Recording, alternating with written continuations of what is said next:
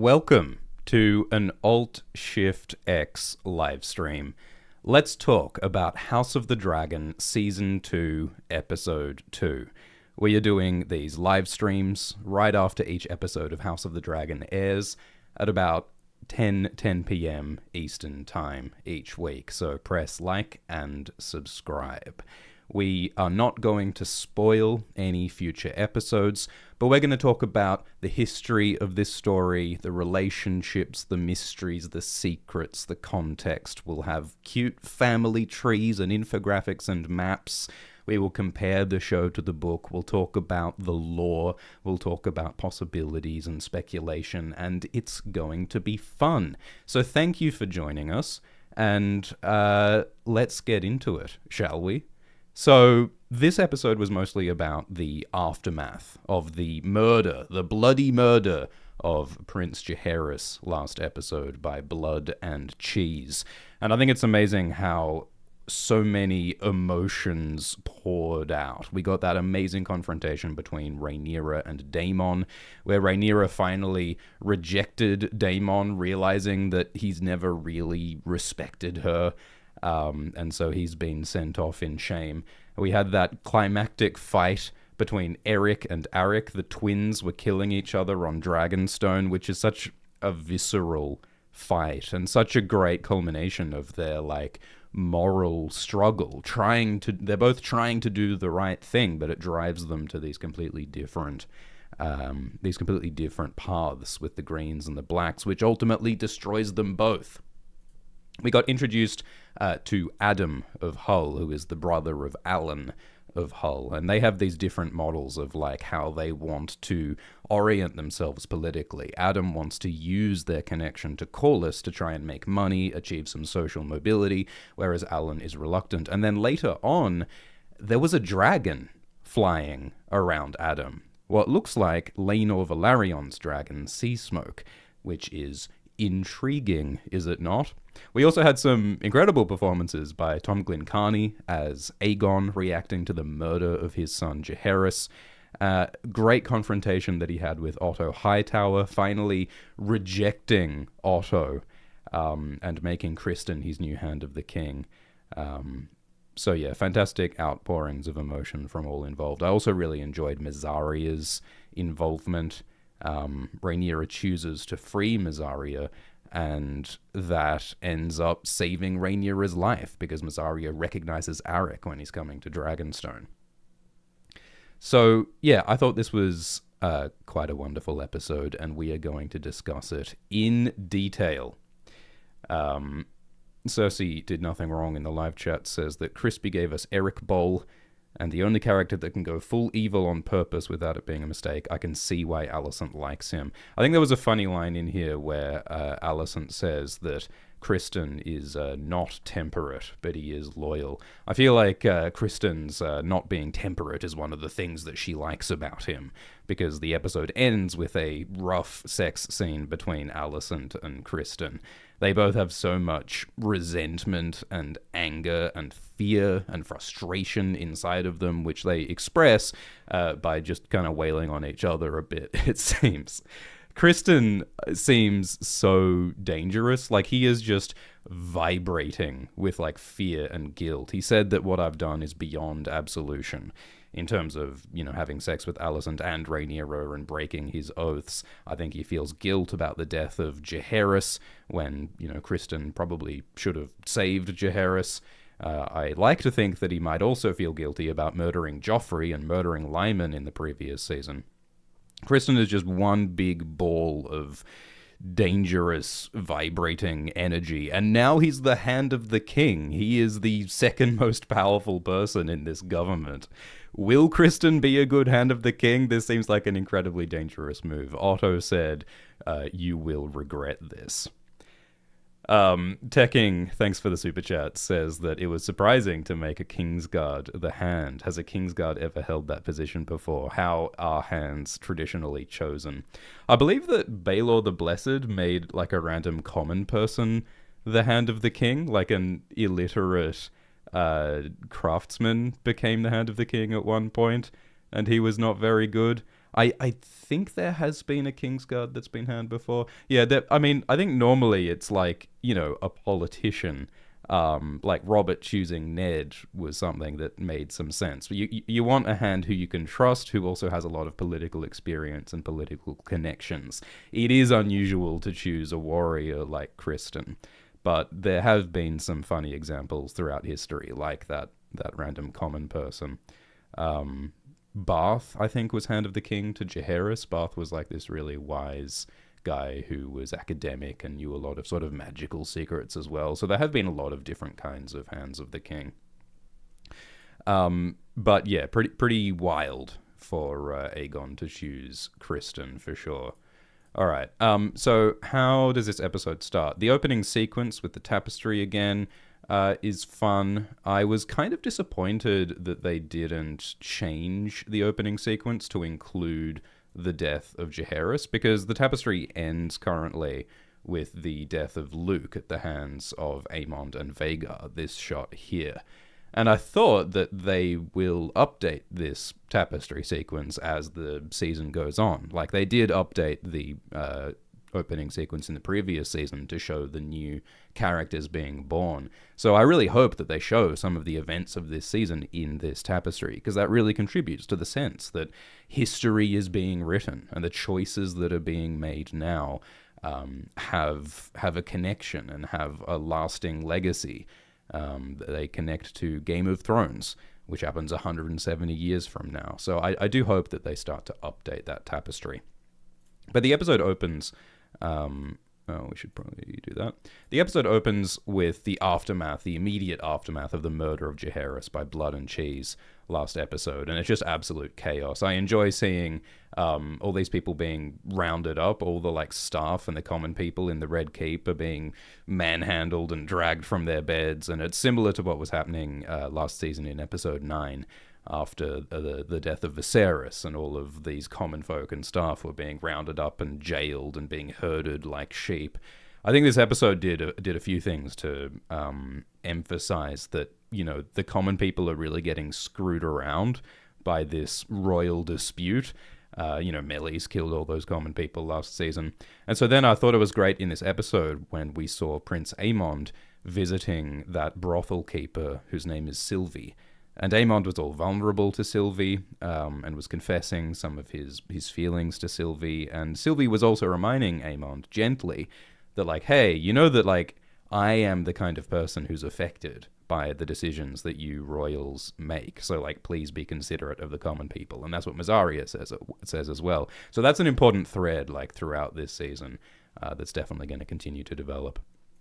So we saw the absolute chaos in the aftermath. We saw Kristen getting caught up in it, and we see Aegon's reaction to Jaehaerys' death. And it's so heartbreaking because Aegon smashes the model city that his father Viserys made, the model of Valyria. And the symbolism is so rich there, because this is the king, and he is smashing this model, which is a symbol of his legacy, of his legitimacy.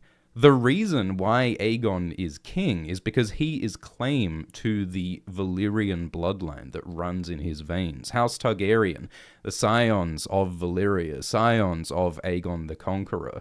If Aegon destroys his Valyrian heritage, his Targaryen legitimacy, then what claim does he have to the throne?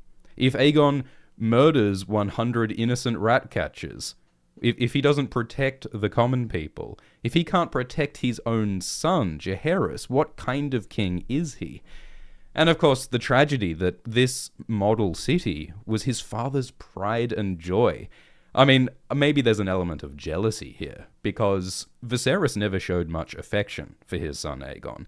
But Viserys did spend a very long time building this model city. I wonder if Aegon feels resentful. I wonder if Aegon feels like, my father never loved me, but my father loved his bloody model train set that he was building all the time.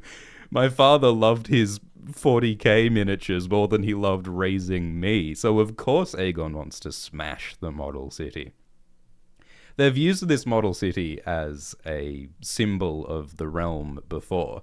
Like, I remember towards the end of season 1, Rhaenyra and Daemon visited Viserys, and they saw that Viserys' model city had cobwebs and things on it, which indicated that the realm was being, like, left to rot, I feel, or the realm was being neglected. I mean, in that case, Otto and Alicent seemed to be running the realm okay, but it's definitely a bad omen when that literal, like, model, that city of the realm is neglected. And now that Aegon is smashing it, that's a terrible omen. That suggests that the realm may be smashed and broken and damaged by Aegon. So, yeah, very rich symbolism here, and also very depressing on a personal level, since we love Viserys despite all his faults. And it also is, you know, understandable from Aegon's perspective. Aegon's son, Jaehaerys, was murdered, and he was powerless to stop it. There's that line that Brienne says in Game of Thrones, "Nothing is more hateful than failing to protect the ones you love." Of course Aegon is overflowing with fury and grief. And, yeah, so there's a lot of layers to it. Thank you for the generous super chat from Hole in the Roof, who says that everyone's here pining over the twins. Think of the rat catchers. Yeah, so as Otto said, it is outrageous and horrifying that Aegon has 100 rat catchers hanged from the walls, because he knows that one of these rat catchers was involved in the murder of his son Jaehaerys. But Aegon doesn't know which one of the rat catchers is guilty. So instead of, I don't know, asking Blood to identify the rat catchers, instead of holding a trial, instead of looking for evidence, Aegon has 100 of them hanged. And he does kill Cheese. He does get the perpetrator, Cheese, but he also murders 99 innocent people. And not only does he do that, but he does it publicly. And that's what Otto is angry about. Otto is always interested in the optics. He's interested in the political appearance, because he wants to convince the realm that Aegon is the true and legitimate ruler. If Aegon goes around publicly murdering innocent people, he's not going to win a lot of friends and allies in this delicate time when there are two claimants to the throne. So, yeah, I think that we should think of the rat catchers. I also thought it was so sad how this little dog was pining for Cheese here. We saw this dog accompanying Cheese on his rat-catching work last episode, and Cheese kicked the dog, which is the easiest way to make a character hated by the audience. And yet, despite Cheese's violence and abuse of this dog, the dog remains loyal to Cheese even after Cheese's death. Maybe Cheese fed cheese to the dog. Do you think? I hope that the dog at least got some cheese. But my point is that it's interesting seeing this, you know, abused victim of violence remaining loyal to its abuser. And that makes me think of a lot of the relationships in this story, right? Like, Daemon and Rhaenyra. Daemon choked Rhaenyra last episode, and Daemon has been violent to some of his other partners as well. Daemon murdered his ex-wife Rhea Royce with a rock. Daemon hurts Rhaenyra when he chokes her, and yet Rhaenyra, until now, has stayed loyal to him anyway. And so I think it's that dynamic of someone being loyal to their abuser. And Rhaenyra says this episode that she hoped that she could, you know, I can fix him, right? She wanted to believe that her husband Daemon could be salvaged and could be a good husband. But this episode she finally realizes that he's not. And, you know, I also think of how Alicent hit Aegon. Aegon is someone who has been harmed by his parent, and Alicent is someone who has been harmed by Otto, I think, when Otto, you know, pushed Alicent to marry Viserys, which was a really bad situation for her. It's all about that generational trauma stuff. All of these characters have been harmed by their parents, and yet they still have some loyalty to their parents, because in this world, loyalty to their family, that's your whole identity. And so everyone is trapped in these fraught relationships. I mean, I think of Mysaria, who, you know, this episode has said that she's going to just leave Westeros. I mean, this was a fantastic scene. Alt Shift X is not, it's not normally about my opinion. I try to focus on just the story, but I mean, goddamn, this was a great scene. Because in this scene, Rhaenyra and Mysaria were talking about Daemon, because Mysaria used to be Daemon's lover. But Mysaria got totally screwed around by Daemon. Daemon said, "Oh, Mysaria, I'm going to marry you and have your child, and I'm going to announce it to everyone without telling you. And then I'm going to get all these soldiers and this dragon appearing at our doorstep." And, you know, Otto clearly is, like, pretty keen to murder Mysaria, probably, because she's this low-born, quote-unquote, whore who has no safety or respect in this world. And so, you know, Mysaria realized that Daemon is never going to be a safe partner for her, so she left. And that's the same thing Rhaenyra is realizing about Daemon. He is not trustworthy. He is not safe. He will assault her. And so Rhaenyra has this moment of realizing that, oh, I'm Rhaenyra. I am Daemon's queen. I am Daemon's wife. And yet he treats me exactly the same way as he treated this low-born, quote-unquote, whore. That does not bode well for me. This is how he sees me. This is a pattern that he repeats. I am the same as these other partners that he has, which is such a striking and depressing realization. The realization that she made a terrible mistake in marrying Daemon. And using Mysaria is such a great way to communicate that. Because, of course, this isn't in the book. The book, Fire and Blood, is just a very brief summary, a historical Wikipedia article. That's kind of how Fire and Blood reads. And so all of these scenes and these details are created by the showrunners, and I think they did a really good job. So, yeah, I enjoyed this scene very much.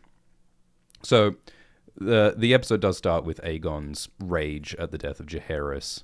Aegon at one point shouts, "I am the king." And of course, in Game of Thrones, Tywin Lannister says that any man who must say, "I am the king," is no true king. Aegon is feeling powerless. What's the point of being king if you can't save Jaehaerys? And he doesn't know how to wield authority in a smart way. He doesn't know how to plot. He doesn't know how to do political optics. I mean, that's one of the ironies of Otto's scene with Aegon, is that Otto is so furious that, like, Aegon, why don't you know how to make good decisions? Why don't you know how to rule wisely? Why don't you know how to be patient and temperate? And the answer is that I think no one taught him. We never saw Otto and Alicent and Viserys actually teaching Aegon how to rule properly. Aegon, of course, I don't think would have listened, so it's, you know, it's not entirely their fault or whatever, but is Otto really surprised that Aegon is this awful? This, you know, this neglected, unloved teenager is acting out? Of course he is. But it's the undoing of all of Otto's long, patiently laid plans, so I think what makes this such great drama is that everyone's feelings make sense. Everyone's reactions make sense. It all builds on the last 11 episodes, and all of these emotional outpourings are the pent-up energy from that last 11 episodes that we've seen, and so I think all of this is very earned. It feels climactic. It almost feels like a season finale, and yet we're only a quarter of the way into season 2, so yeah, I think it's a pretty wonderful episode. So we also see Alicent's reaction to the death of Jaehaerys, and we see how Alicent, one of the first things she says is that she's upset for Helaena. She's saying what they did to my girl Helaena. I mean, you know, Alicent's not just thinking about Aegon. I mean, there's issues she has with Aegon, obviously, like Aegon's assault of Diana, but Alicent is very loving and protective of Helaena, but not while Helena's in the room. That's the tragedy of it, right? Like, Alicent is here weeping for Helaena. She feels so bad for her daughter Helaena. But in the later scene, when Alicent is actually speaking with Helaena, Alicent does not show concern for Helaena. Instead, she's just saying, "Oh, Helaena, we have to do our duty. We have to parade you through the streets for the common folk," which is not what Helaena wants to do. No, hold on one second. Audio should be better now. Alicent does not show a lot of concern for Helaena in that scene and in that moment. So that's one of the tragedies, is that this family just doesn't know how to show love and comfort to each other. It's the same between Otto and Alicent in this scene. Like, Alicent is weeping, and Otto walks towards her as though to embrace her, as though to hold his daughter who is grieving. He walks over to her, he tries to approach her, but then Alicent walks away. And there's a similar scene later when Aegon is weeping alone, and he's approached by Alicent, but then Alicent does not embrace him. So we see it's this generational thing. This whole family just doesn't know how to hold each other and how to support each other, and I think that contributes to so much of their awful feelings and their guilt and their hate and their lashing out. It's a deeply, deeply dysfunctional family, and that's what the story is about. Otto, meanwhile, is so cold and calculating. Otto says that, yeah, look, I'm sad that my great-grandson is dead, but we can use this. This is a propaganda opportunity, guys. This is great. We can, with the blood of little Jaehaerys, we can buy political favor, which is disgusting. You know, like it's very logical, but it's perverse to use innocent blood for political gain. And I think it's wild and ironic that Aegon is the person who says so. In this Green Council chamber, when they're discussing how to react to Jaehaerys' death, Aegon is the one who says, no, we should not parade my little son's corpse through the city. It's so ironic because, you know, Aegon is someone who assaults women and who neglects his bastard children. Aegon used to go to child fighting pits for entertainment, and yet this monster is the one person who's saying, hey, it's wrong what we're doing with politics. Helena says some similar things. Helena says, you know, I don't want to be close to the common people. I don't want the common people to know me because that's fake. And Alicent has to say, let's pretend. Like, there's this thing of the children are honest and direct. They haven't become all jaded and politicized like their parents have. But their parents are pushing down those lessons onto them. So, yeah, I really enjoyed the Greens' reactions to the death of Jaehaerys. Aegon blames a lot of his own counselors. Aegon says that, oh, you know, maybe Orwyle was responsible for this. And he gets in Kristen's grill and says, Kristen, where were you when my son was being murdered? And of course, you know, Kristen says, I was abed. Kristen does not say whose bed he was in, because Kristen was having sex with Alicent. But I think that behavior where Aegon is saying, you did it, he's lashing out at his own allies, which is the same thing Daemon was doing. I mean, remember that Daemon is Aegon's uncle, as well as Rhaenyra's uncle, and so they both have that behavior of lashing out at the people closest to them, because they can't reach at their true enemies. So then Larys slides into the DMs, and Larys says, hey, we found one of the culprits. We found Blood. Blood was the Gold Cloak who, along with Cheese, killed Jaehaerys. And so they capture Blood, and there's this scene where it looks like Blood's about to be tortured by Larys. And it's interesting, like, I really enjoy the performance here where Blood is afraid and we see him vulnerable. Like in the previous episode when Blood and Cheese killed Jaehaerys, Blood was very aggressive, he was very confident, he was very violent. But here we see him terrified. We see this different side of Blood, which is something that I like about the Game of Thrones books, is that even the villains are humanized. There are very few just cartoonish, evil villains who, you know, just wake up in the morning and think of what nefarious schemes they can perpetrate. Every character has emotional layers and context to them, which doesn't make them good people, but it makes them real people, because real people have reasons and emotions and layers. So I really enjoy seeing that from Blood. So Blood immediately confesses to the crime, but Aegon beats him to death with a mace, which is probably the wrong move, right? If Aegon had waited a bit, maybe Aegon could have gotten Blood to identify which of the rat catchers was actually responsible, could have identified which one is Cheese, but Aegon was too eager to get his vengeance.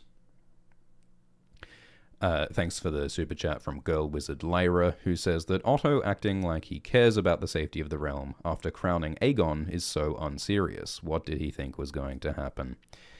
Yeah, I think that Otto should have known that Aegon would be this much of a loose cannon. I mean, Otto and Alicent were sort of saying all along that, Aegon, we will be able to steer Aegon. We'll be able to control Aegon because we're so wise and he'll have to listen to us.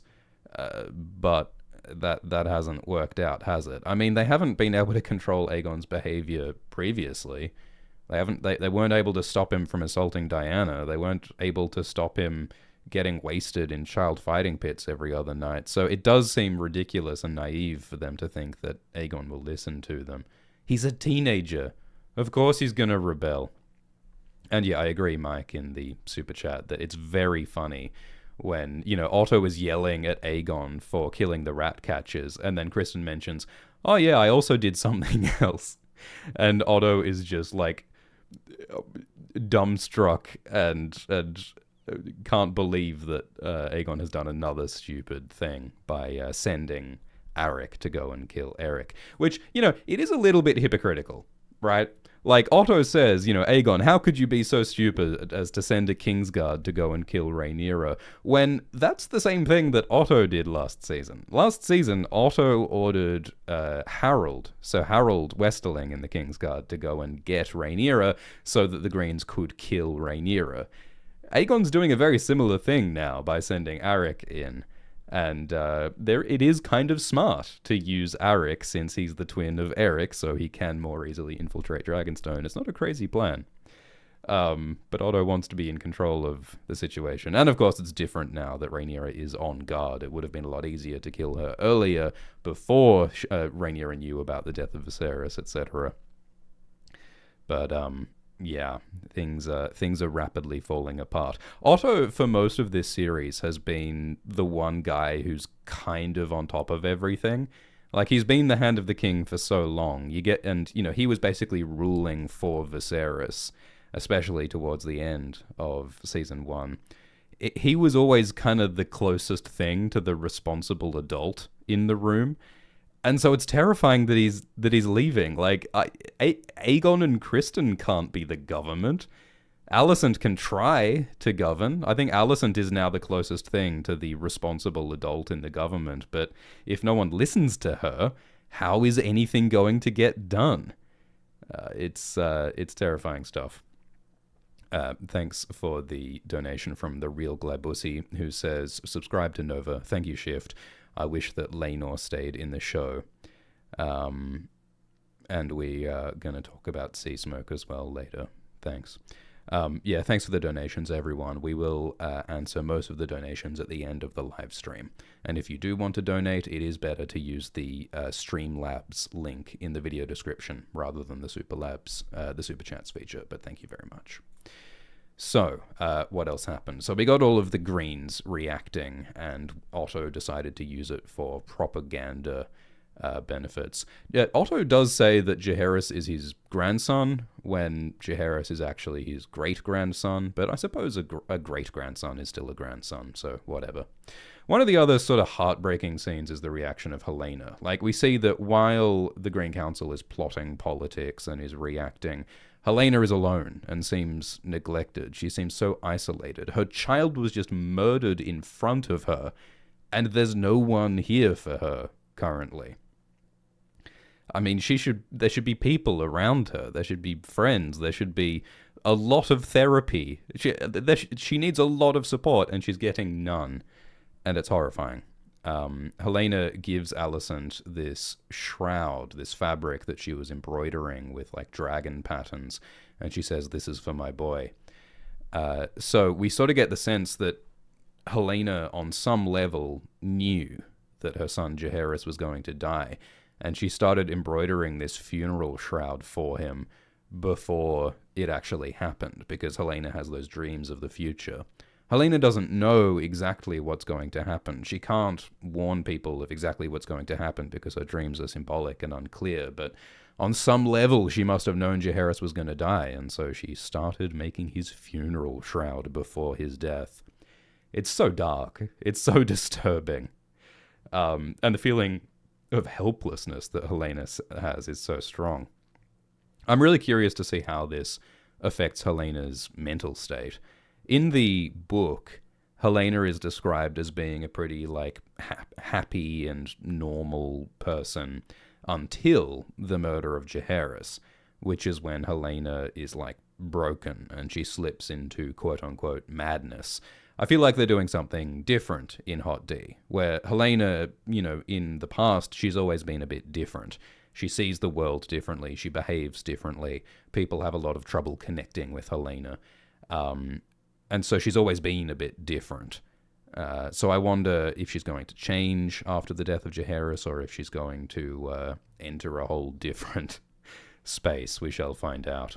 But yeah, I think it's so tragic how Helena is so desperately in need of comfort and support. And Alicent does love Helena and wants to support her, but she doesn't. She fails to comfort Helena, and she instead goes on about politics, and she tells Helena, we've got to pretend for our duty. We've got to go on this funeral procession. We have to perform grief for political advantage, which is so perverse. And it's the same BS that Otto had been forcing Helena into for years, which Alicent resented so much. And so it's just tragic to see the patterns repeated and repeated. I think it's also interesting how Helena refers to her son Jaehaerys as my boy and as the boy. Helena never calls her son Jaehaerys, and I think that's partly because the name Jaehaerys is inherently a political name.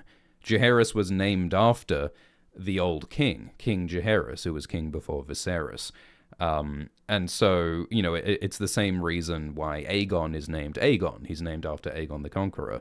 And Daemon and Rhaenyra also have a little child who's called Aegon the Younger.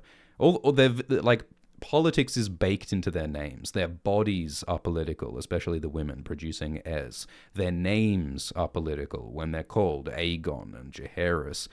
And I think it's interesting how Helena rejects that. By just saying, my boy, it's rejecting the politicized name Jaehaerys and instead asserting, no, this is my boy. This is my family member. This is my blood. This is from my body. Don't take this boy away from him and make him a political object. Don't parade him through the streets. Let him be my boy. But Alicent doesn't listen. And so they are paraded through the streets. So it's deeply depressing stuff. Thanks for the super chat from Jennifer, who says, what happened to Harold Westerling? Did I miss it? So Harold used to be the Lord Commander of the Kingsguard, if I'm not mistaken. He was the sworn protector of Princess Rhaenyra last season. And he was present at the Green Council when the Greens started plotting to steal Rhaenyra's throne. And Harold didn't like that. Otto ordered Harold to go and get Rhaenyra at Dragonstone, and so Harold refused, and he took off his cloak, and he left. So we don't know where Harold is now. Harold's a free agent. He could be anywhere. Maybe he's enjoying some Dornish Red and persimmons down in Sunspear. We don't know. He could be anywhere. One of the fun things is that in the book, this is not a spoiler, but in the book, Harold is dead at this point, of old age, I think. So even people who've read the book, we don't know what Harold is going to do next. It is reminiscent of Barristan Selmy in Game of Thrones. Remember when Joffrey fires Barristan, and then Barristan turns up unexpectedly on the other side of the world and starts supporting Daenerys instead. So I wonder if Harold might turn up and support someone at some point. Yeah, the Greens fail to support each other, and we see this funeral procession. I think that the heraldry and the symbolism is interesting here because, of course, both sides are desperately trying to show symbols of political legitimacy. Aegon has this big advantage in that Aegon is in the city of King's Landing. Aegon is sitting on the Iron Throne of the Conqueror. He has the Conqueror's crown. He had a septon bless him with the 7 oils of the Faith of the Seven. The most important part of being a king is looking like a king. It's only through consensus, that you are accepted as king, and you get that by looking the part. Rhaenyra is at a disadvantage that she doesn't have the throne, she doesn't have King's Landing, she's off on Dragonstone, and she also is female when kings have always been male so far. So one of the other elements of these political appearances is the heraldry, the sigils. So in the books, Aegon and Rhaenyra have different heraldry to distinguish each other, because of course it would be very confusing if both Aegon and Rhaenyra were both using the traditional red Targaryen sigil. So in the book and in the show, Aegon takes a golden Targaryen dragon as his sigil. You can see on the horses' heads here, there's a little golden dragon being used, because Aegon has a dragon called Sunfire, and Sunfire is a particularly magnificent-looking dragon. And so Aegon takes Sunfire's golden color as his personal heraldry. In the books, Rhaenyra takes a sigil which is the red Targaryen dragon courted with the Velaryon sigil and with the Arryn sigil of her mother. They haven't used that in the show so far. It looks like in the show Rhaenyra is just using her red Targaryen dragon, while Aegon's using the golden Targaryen dragon. Although it is a bit inconsistent, because last season Otto was talking about Aegon using a green dragon, and there is still some red dragons around here, so I feel like the branding is a bit inconsistent with Team Green. They need to sort out their logo. They need to talk to their graphic design department and, get their merch sorted. Anyway, so there's this funeral procession, and it's really sad and disturbing and perverse. We see the corpse of little Jaehaerys, the murdered boy, with his head sewed back on, and it's really distressing. I think it's an interesting choice that last episode, they didn't show us the child being butchered. They didn't show us the blood and guts, but they do now show us the cleaned up corpse with the head stitched back on, and it's almost more disturbing, honestly. It strikes me as a bit unrealistic that the cut on the child's neck is so clean. I mean, they sawed off this child's head in its bed last night. How did they get the cut so clean? Look, I'm not an expert on cutting off heads. I'm just impressed at Blood and Cheese's precision, I suppose. It doesn't bear thinking about. But I mean, here's the thing. When Vaemond was killed last season by Daemon using his Valyrian steel sword Darksister, it made perfect sense that he chopped right through Vaemond's head, because it's Valyrian steel. It's super clean. I don't think Blood and Cheese had a Valyrian steel blade. I think they had some rat-catching cleaver or something. All right, we won't get into it. Anyway, so the procession goes through King's Landing, and the point of all of this is that Otto and the Greens want to tell everyone that Rhaenyra is an evil murderer, because Rhaenyra killed this innocent little child. The irony being that, of course, Rhaenyra did not want this to happen. Rhaenyra did not order this. It's Daemon's fault, and that's why she's furious at him later, but it's all about propaganda, it's all about optics, and the clash between political propaganda and human emotion is the horror of this scene, because Helena is so distressed, Alicent is so distressed, this feels perverse, this feels messed up, and Helena in particular is really overwhelmed. She finds this, really distressing to be surrounded by all these people, and mostly, all of these people are shouting support for her, but that's still horrifying. Helena does not want to be a political object. She just wants to be left alone, but that does not seem to be happening for her. For a moment when they were stuck here under the bridge, it looked a little bit like there might be some kind of unrest, some kind of riot. Remember the riot that happens in King's Landing in Game of Thrones? There's been talk of, food is getting really expensive with that scene that we get with Hugh and Kat, which we will get to. So I wonder if the people will continue to be supportive of the Greens if things get worse. So Rhaenyra woke up and she looked at Twitter and she learned that she's being blamed for the murder of a child, which is a pretty bad way to start the day, I would say. One guy, Alfred Broom, says, "Hey, well, if you did order the murder of Jaehaerys, I get it, girl. That's fine with me." And Rhaenyra's like, "Are you serious?"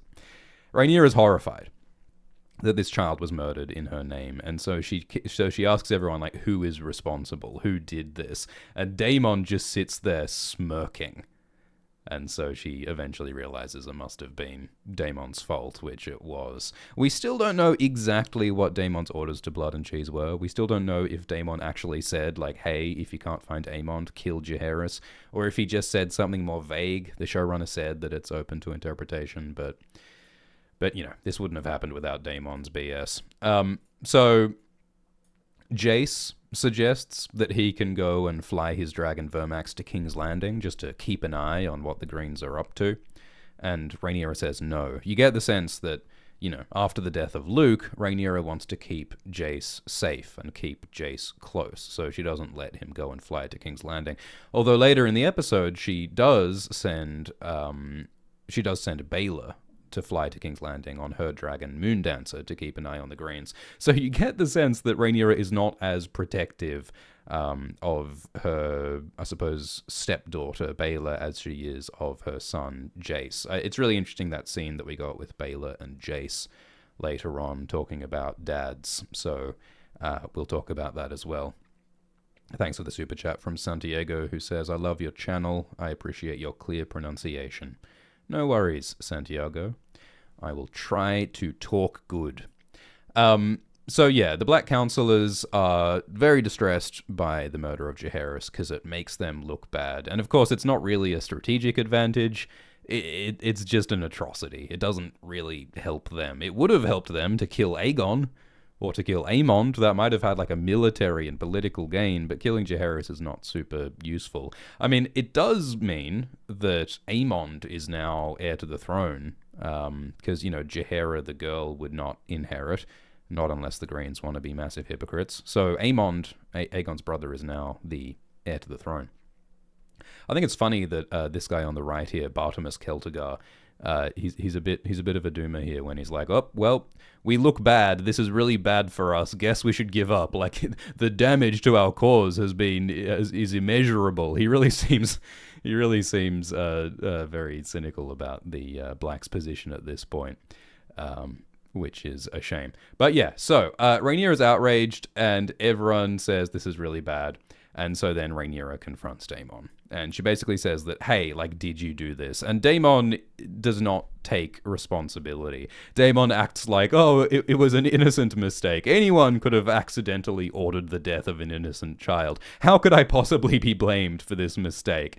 Daemon has always refused to take responsibility for his actions. So then they get angrier at each other. And so they finally sort of get to the meat of their emotions and their relationships, when Rhaenyra says that, you've always been selfish, and Rhaenyra says, "Do you really love me, or are you just using me as a way to get closer to Viserys's legacy and the throne?" Because all through Daemon's life, his core wound is that he wants to be loved by Viserys, and he wants to be seen as Viserys' true heir. He wants to be seen as a good brother, and he wants love, and he feels like he's never gotten it. Because Viserys never fully trusted Daemon, Viserys never made Viserys his heir, Viserys never made Daemon his hand, Viserys never told Daemon about Aegon's dream and the prophecy, and Daemon is just still seething with resentment and a feeling of rejection because of that.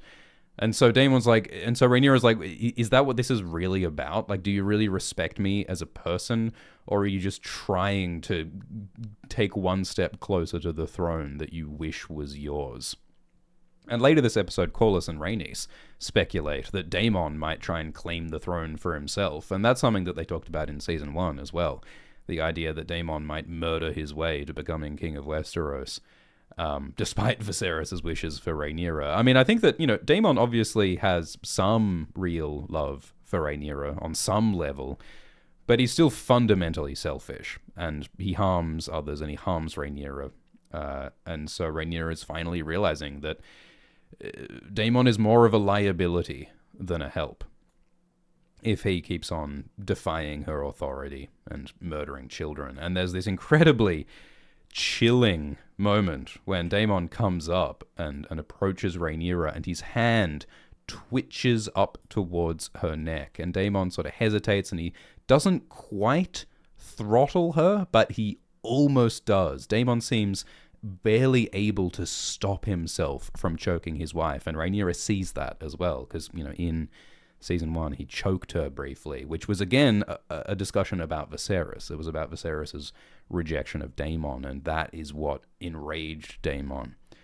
And so Rhaenyra is seeing this, that, yeah, again, like, my husband Daemon is willing to assault me and is willing to harm me because his resentment and his emotional needs for himself are greater than his devotion for me. And Daemon continues to accept responsibility. Daemon refuses to accept that he really shouldn't have ordered the death of Jaehaerys. He refuses to acknowledge that he's ultimately selfish. He refuses to acknowledge that he's still fighting for the love of his brother who's been dead for ages. And Rhaenyra calls him pathetic, which is so great and so brutal. I mean, Daemon wants to be seen as scary. He wants to be seen as ruthless. He wants to prove himself as a big, tough dragon rider. But we've seen that he's also so vulnerable. I mean, we saw Daemon like teary-eyed in the arms of Mysaria, naked, back in season 1. Daemon is just a little boy who's lashing out and just desperately wants attention. And Rhaenyra sees that. Rhaenyra also talks about how, you know, when she was younger, she hoped that Daemon could be like a true partner. But I mean, talking about Rhaenyra's relationship with Daemon when they were younger is itself disturbing because, you know, Daemon groomed Rhaenyra. Daemon was creepily affectionate and like physical with Rhaenyra even when she was very young, when she was a teenager. Daemon took Rhaenyra to a sex club, to a brothel, and made out with her when she was very young. Daemon's a groomer, and she is a victim of that, and I think that's part of what she's sort of realizing now, and part of why she rejects him.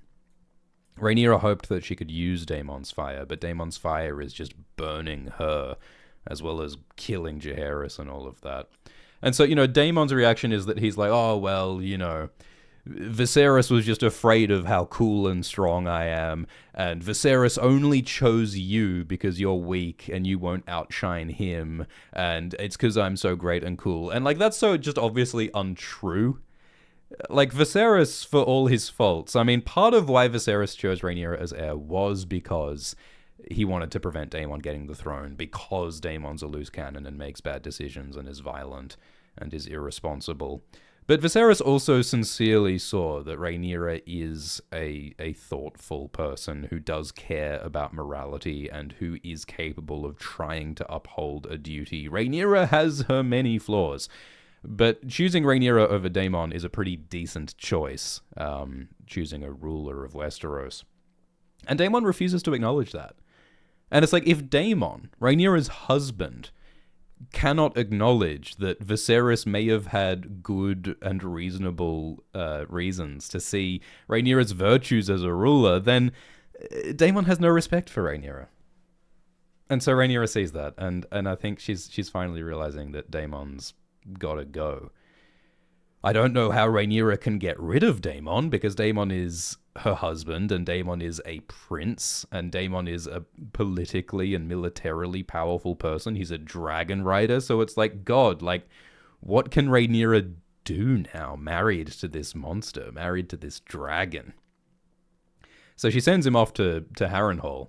And I wonder if Daemon will even go to Harrenhal. I mean, remember in Season 1 when Viserys exiled Daemon, and Viserys ordered Daemon to go to the Vale to be with his wife Rhea.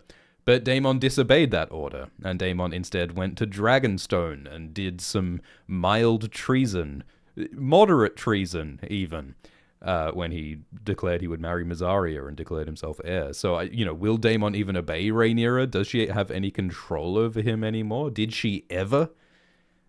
It's a wonderfully acted scene, and I think Matt Smith and Emma Darcy did a fantastic job.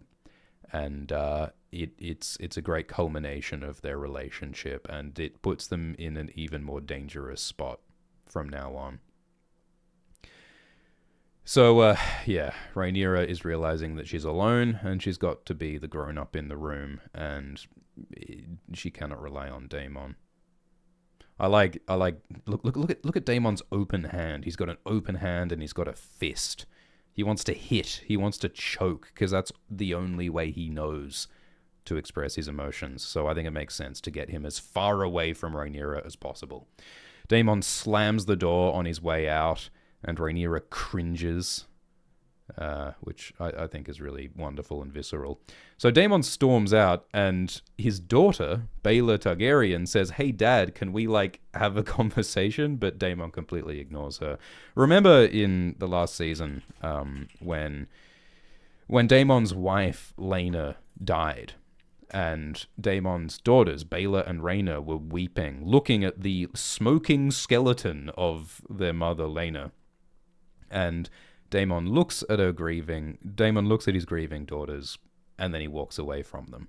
Apparently there was a deleted scene where Daemon was going to comfort and hug his daughters, but he does not do it. He walks away from them. So it seems like Daemon has been a very neglectful father to Baela and Rhaena, and we see that when Baela chats with Jace about dads. So it's incredibly painful and sad. I wonder if Daemon is going to be at all a good father to his children with Rhaenyra. We see Aegon the Younger and Viserys the Younger, who are the children of Daemon and Rhaenyra. Daemon does not seem cut out for fatherhood. Surely he could not be a good king either. So, over and over, parents failing to be good to their children. So Baela just wants to know what's going on, and no one tells her.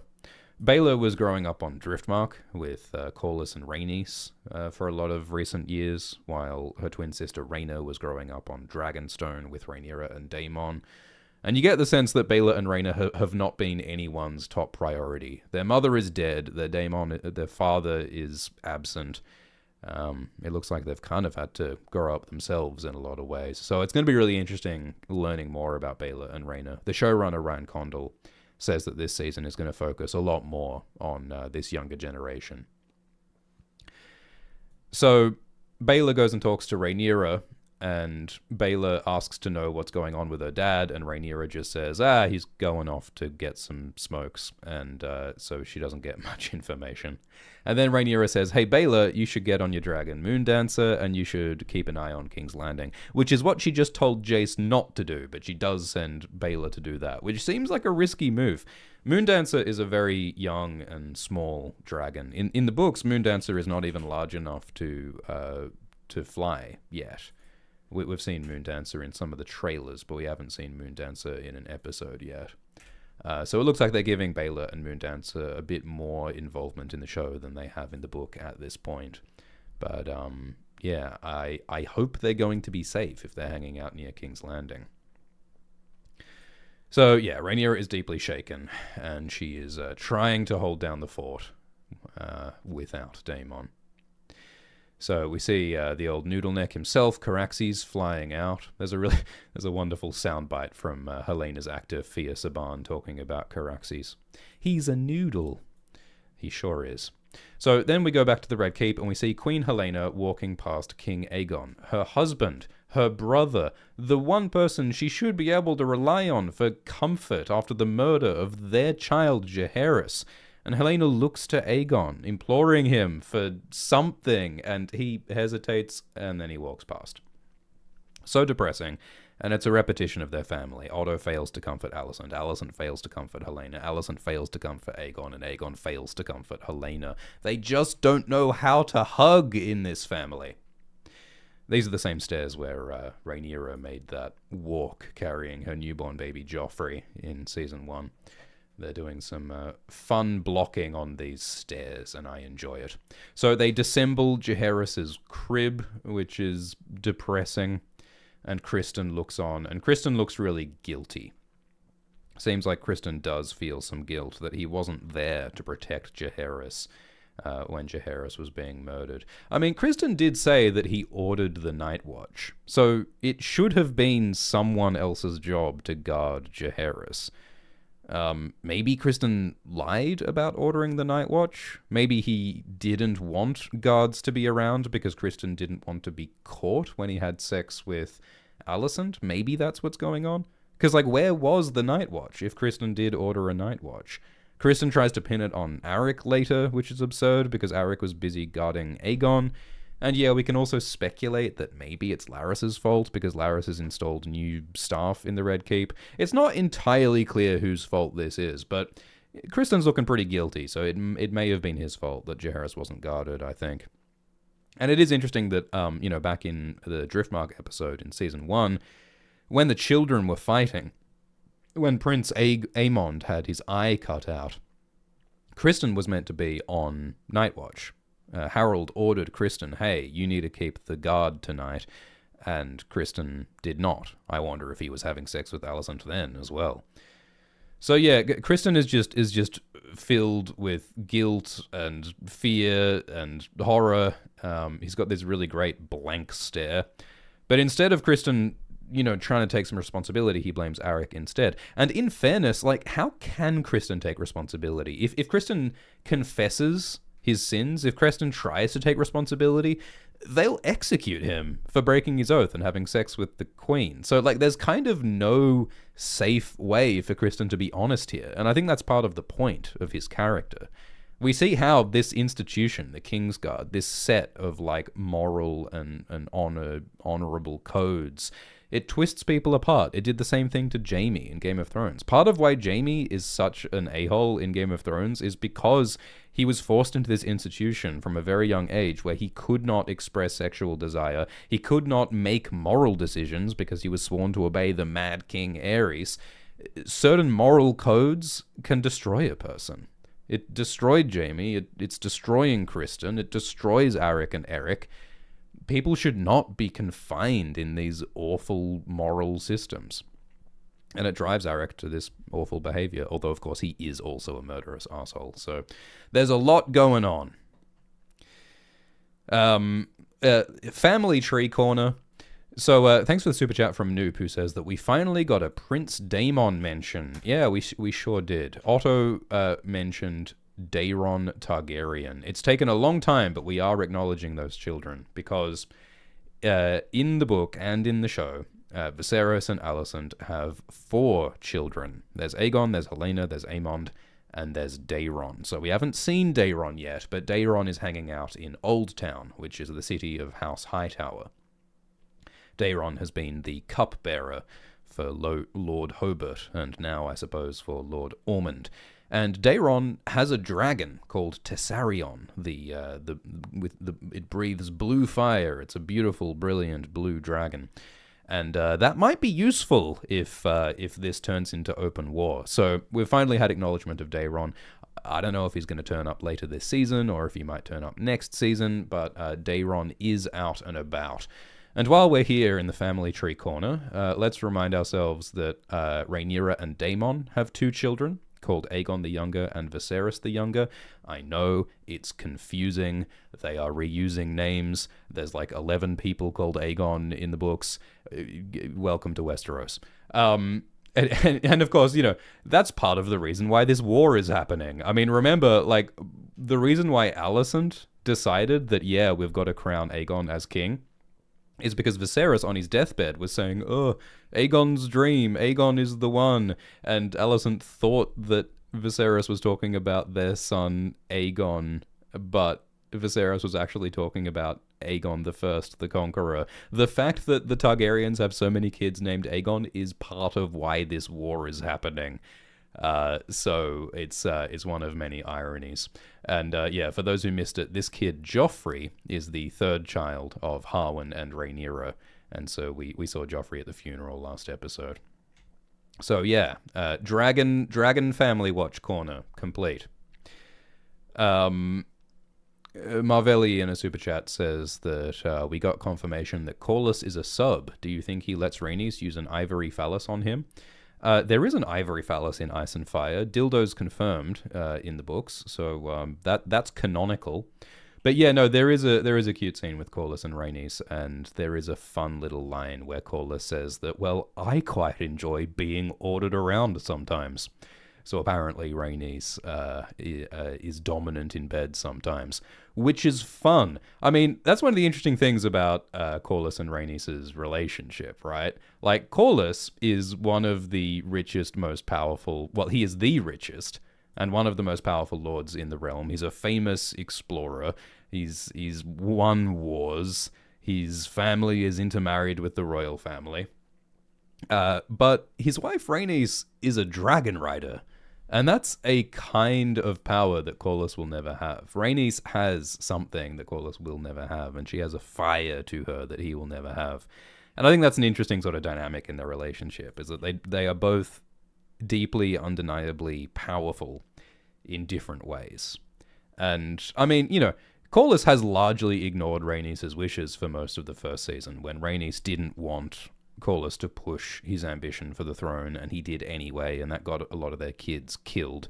So I guess, he ultimately is in charge in their relationship, but he still has a lot of respect for Rhaenys' power as well, and for her voice. And so it'll be interesting to see how their relationship develops as well. So what's next? We talked about the funeral procession. The character Kat, the wife of Hugh, is actually visible in this procession at one point, which is kind of neat. Both Hugh and Kat are hoping that King Aegon will follow through on his promise to give more money to the blacksmiths. But that help has not turned up yet. I don't know if giving money to Hugh the Hammer is high up on Aegon's list of priorities right now. Just like I don't think closing the child fighting pits is very high up on Otto's list of priorities, despite his promises. I think that the Greens are continuing to neglect the common people, which may backfire, because neglecting the common people always eventually does. So the treatment of Blood is interesting. So Blood is beaten to death by Aegon because Blood is one of the people who killed his son Jaehaerys. And it's a little bit different in the books. In the book, it says, quote, "After 13 days of torment, Blood was at last allowed to die. Queen Alicent had commanded Larys Clubfoot to learn his true name so that she might bathe in the blood of his wife and children. But our sources do not say if this occurred." Oh my god. So in the book, this guy Blood, they tortured him for 13 days before they let him die as punishment for killing Jaehaerys. And yeah, supposedly Alicent wanted to bathe in the blood of Blood's children and wife. There's a lot of stories like that in Fire and Blood, where Rhaenyra and Alicent and others supposedly did horrible things. But one of the themes of the book is that we can't quite trust whether the rumors in the book are true or not. So it's always sort of open to interpretation. But yeah, I thought that was really dark and disturbing. They also talk about how the Greens in the book, they know that Mysaria was involved in the murder of Jaehaerys.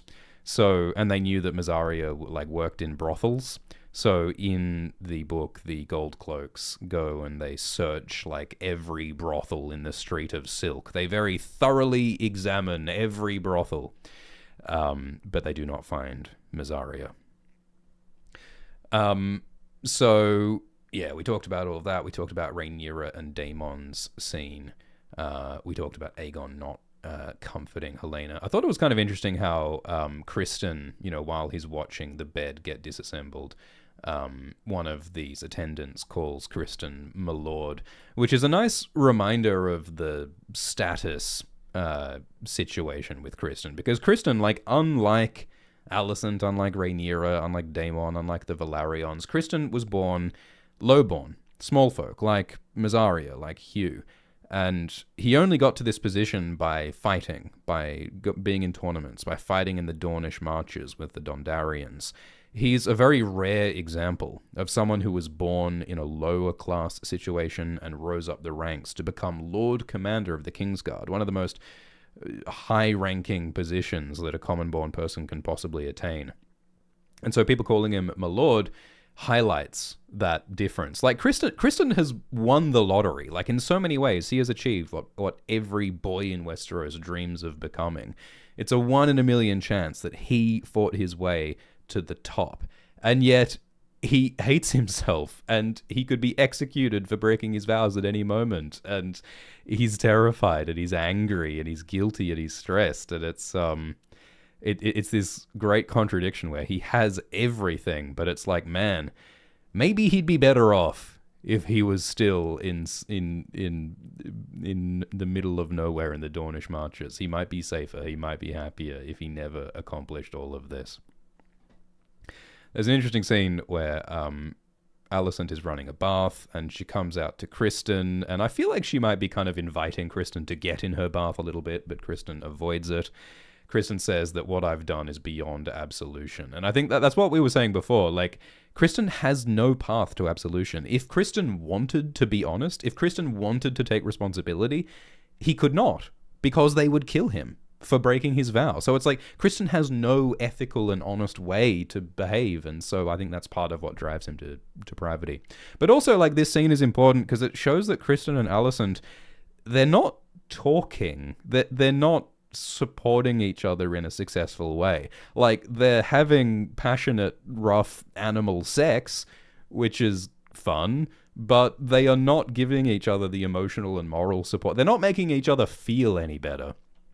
There's really ominous music playing when Alicent and Kristen have sex at the end of the episode, and you get the sense that this relationship is not going anywhere good. Like, what is the best case scenario here, guys? Like, they can never, like, the Kingsguard, they serve for life. There's no way of getting out of this oath. So this is a secret that they're just going to have to keep forever. This is a risk they're going to have to take forever. The risk that someone might find out. Like, they're in a dead end here. It's not going to get any better. So where the hell is this going? You know? This is so dangerous, and they know it. They both feel trapped, and so they get some comfort from the sex and from the passion of it, but it does not seem healthy, and it does not seem sustainable. So this explosive energy is going to come out one way or another, and it might not be good. So then Alicent alone retreats to the bath, and she, like, holds herself under the water, which feels like an almost, like, self-destructive act. But I think it's also an act of, like, wanting to be alone. Like, Alicent feels paranoid that all of the new staff, all the new maids were hired by Laris, the creepy foot fetishist who is controlling her. And so I feel like, you know, by holding herself under the water, it's like she's able to be alone for once. But also, you know, she feels like she desperately wants support, and she wants to confess her guilt, but, you know, she tries to tell Otto about her sins, and he doesn't want to hear it. She's feeling so alone and so guilty and so awful, and I think you really see that, and you really feel that. And I really enjoy the water imagery. The water imagery is a great contrast to the fire imagery. I mean, most of these bloody characters are Targaryens and Valyrians, dragon riders, tied to fire in their blood. So it's great to contrast the fire symbolism with some water symbolism, because Alicent is not a Valyrian, she's not a Targaryen, she's a Hightower. She's made of different stuff, and so she has a different symbolic texture, which I really enjoy. So Kristen is full of guilt and fear, and so he decides to blame someone else. He can't take responsibility, he can't tell the truth about what happened. So he blames Arik, and he says, "Arik, why didn't you save the prince?" And Arik is like, "Well, I was guarding the king, because that was my job as the king's guard." And Kristen says, or one of them says, like, why doesn't Helena and Jaehaerys have a sworn protector? Which is like, I'm pretty sure that's your job, Kristen. You're the Lord Commander.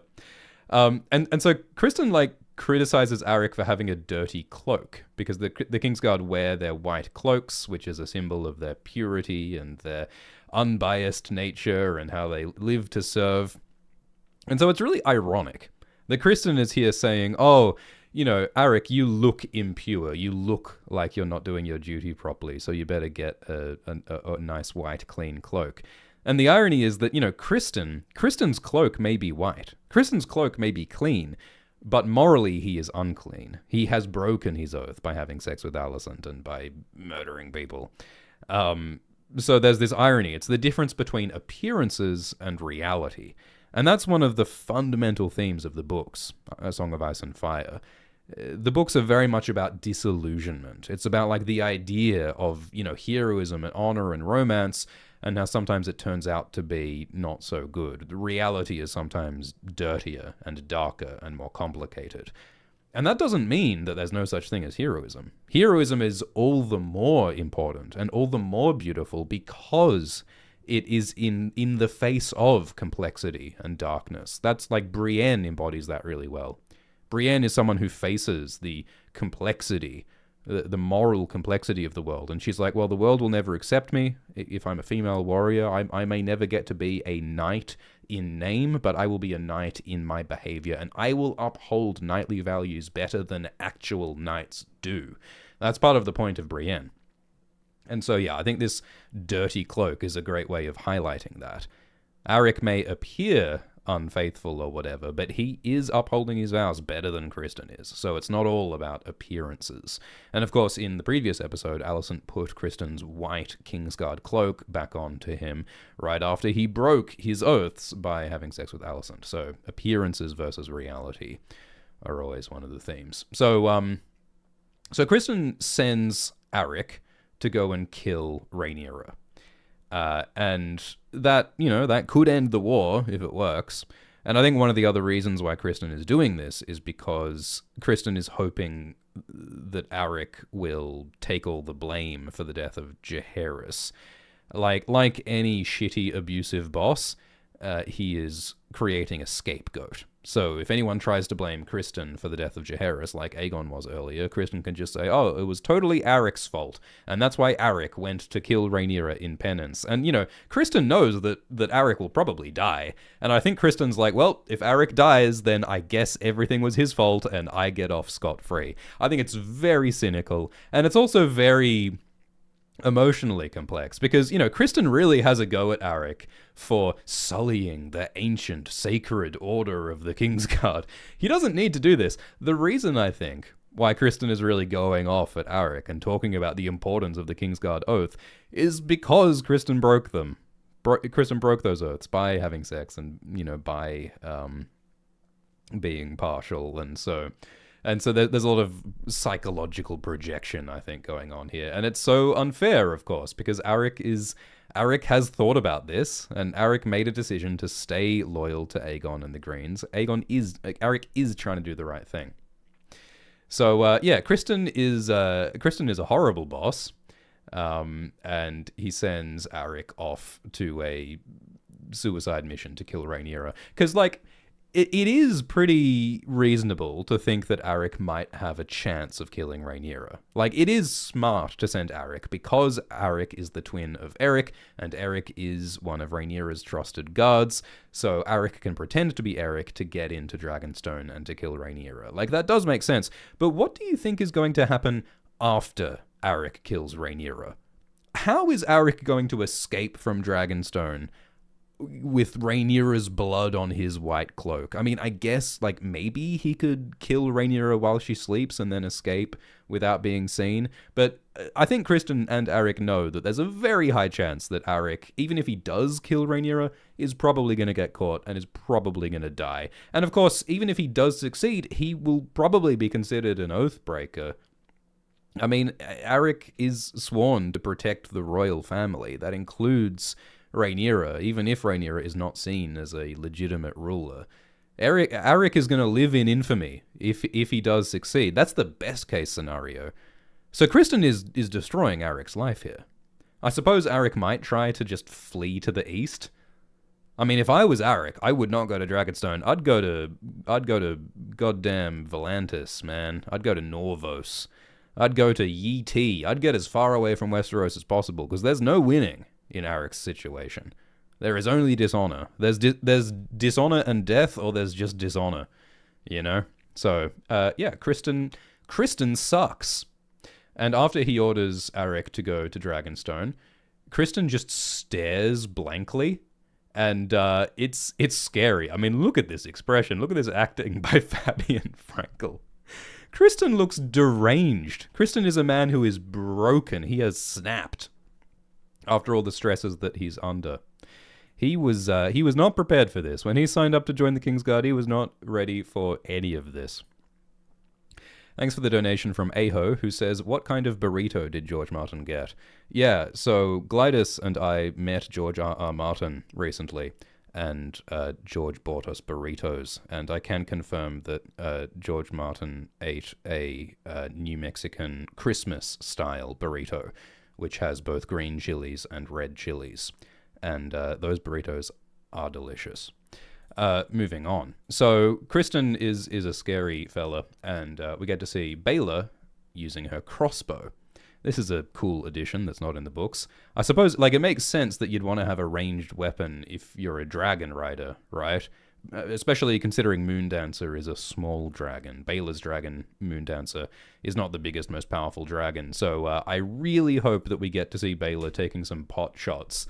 You know, just doing some, like, drive-bys with a crossbow on Dragonback. I mean, that's a mood for sure. So it's cool to see. Also reminds me of how Arya used to use a bow as well in some points in Game of Thrones. I guess, like, you know, a woman would want to use a ranged weapon rather than trying to use a sword, I suppose. But yeah, Baylor seems to be channeling her energy into preparing herself for potential violence, which is probably a smart thing to do. Baylor did not ask for this conflict that is happening, but Baylor is betrothed to marry Jace. These two are set up to be married. Baylor is set up to be the Queen of the Seven Kingdoms. After Rhaenyra dies, Jace is her heir, and Jace and Baylor are going to get married, so she is being set up as the queen, and she wants to be ready, and so she's using a crossbow. I wonder if Baylor is getting any, like, political instruction. Because one of the problems we're seeing this episode is that Aegon is king, but no one has taught him how to rule. So I wonder if Baylor is getting any education from anyone about how she can be queen. I suppose that's a while away yet, but anything can happen. So they talk about Daemon. Baylor says, "Sometimes I think I hate him." I think it would be very reasonable for Baylor to hate Daemon, because Daemon has barely been involved in her life, as far as we can see. And then they also talk about Jace's various fathers. Because Jace kind of has three dads.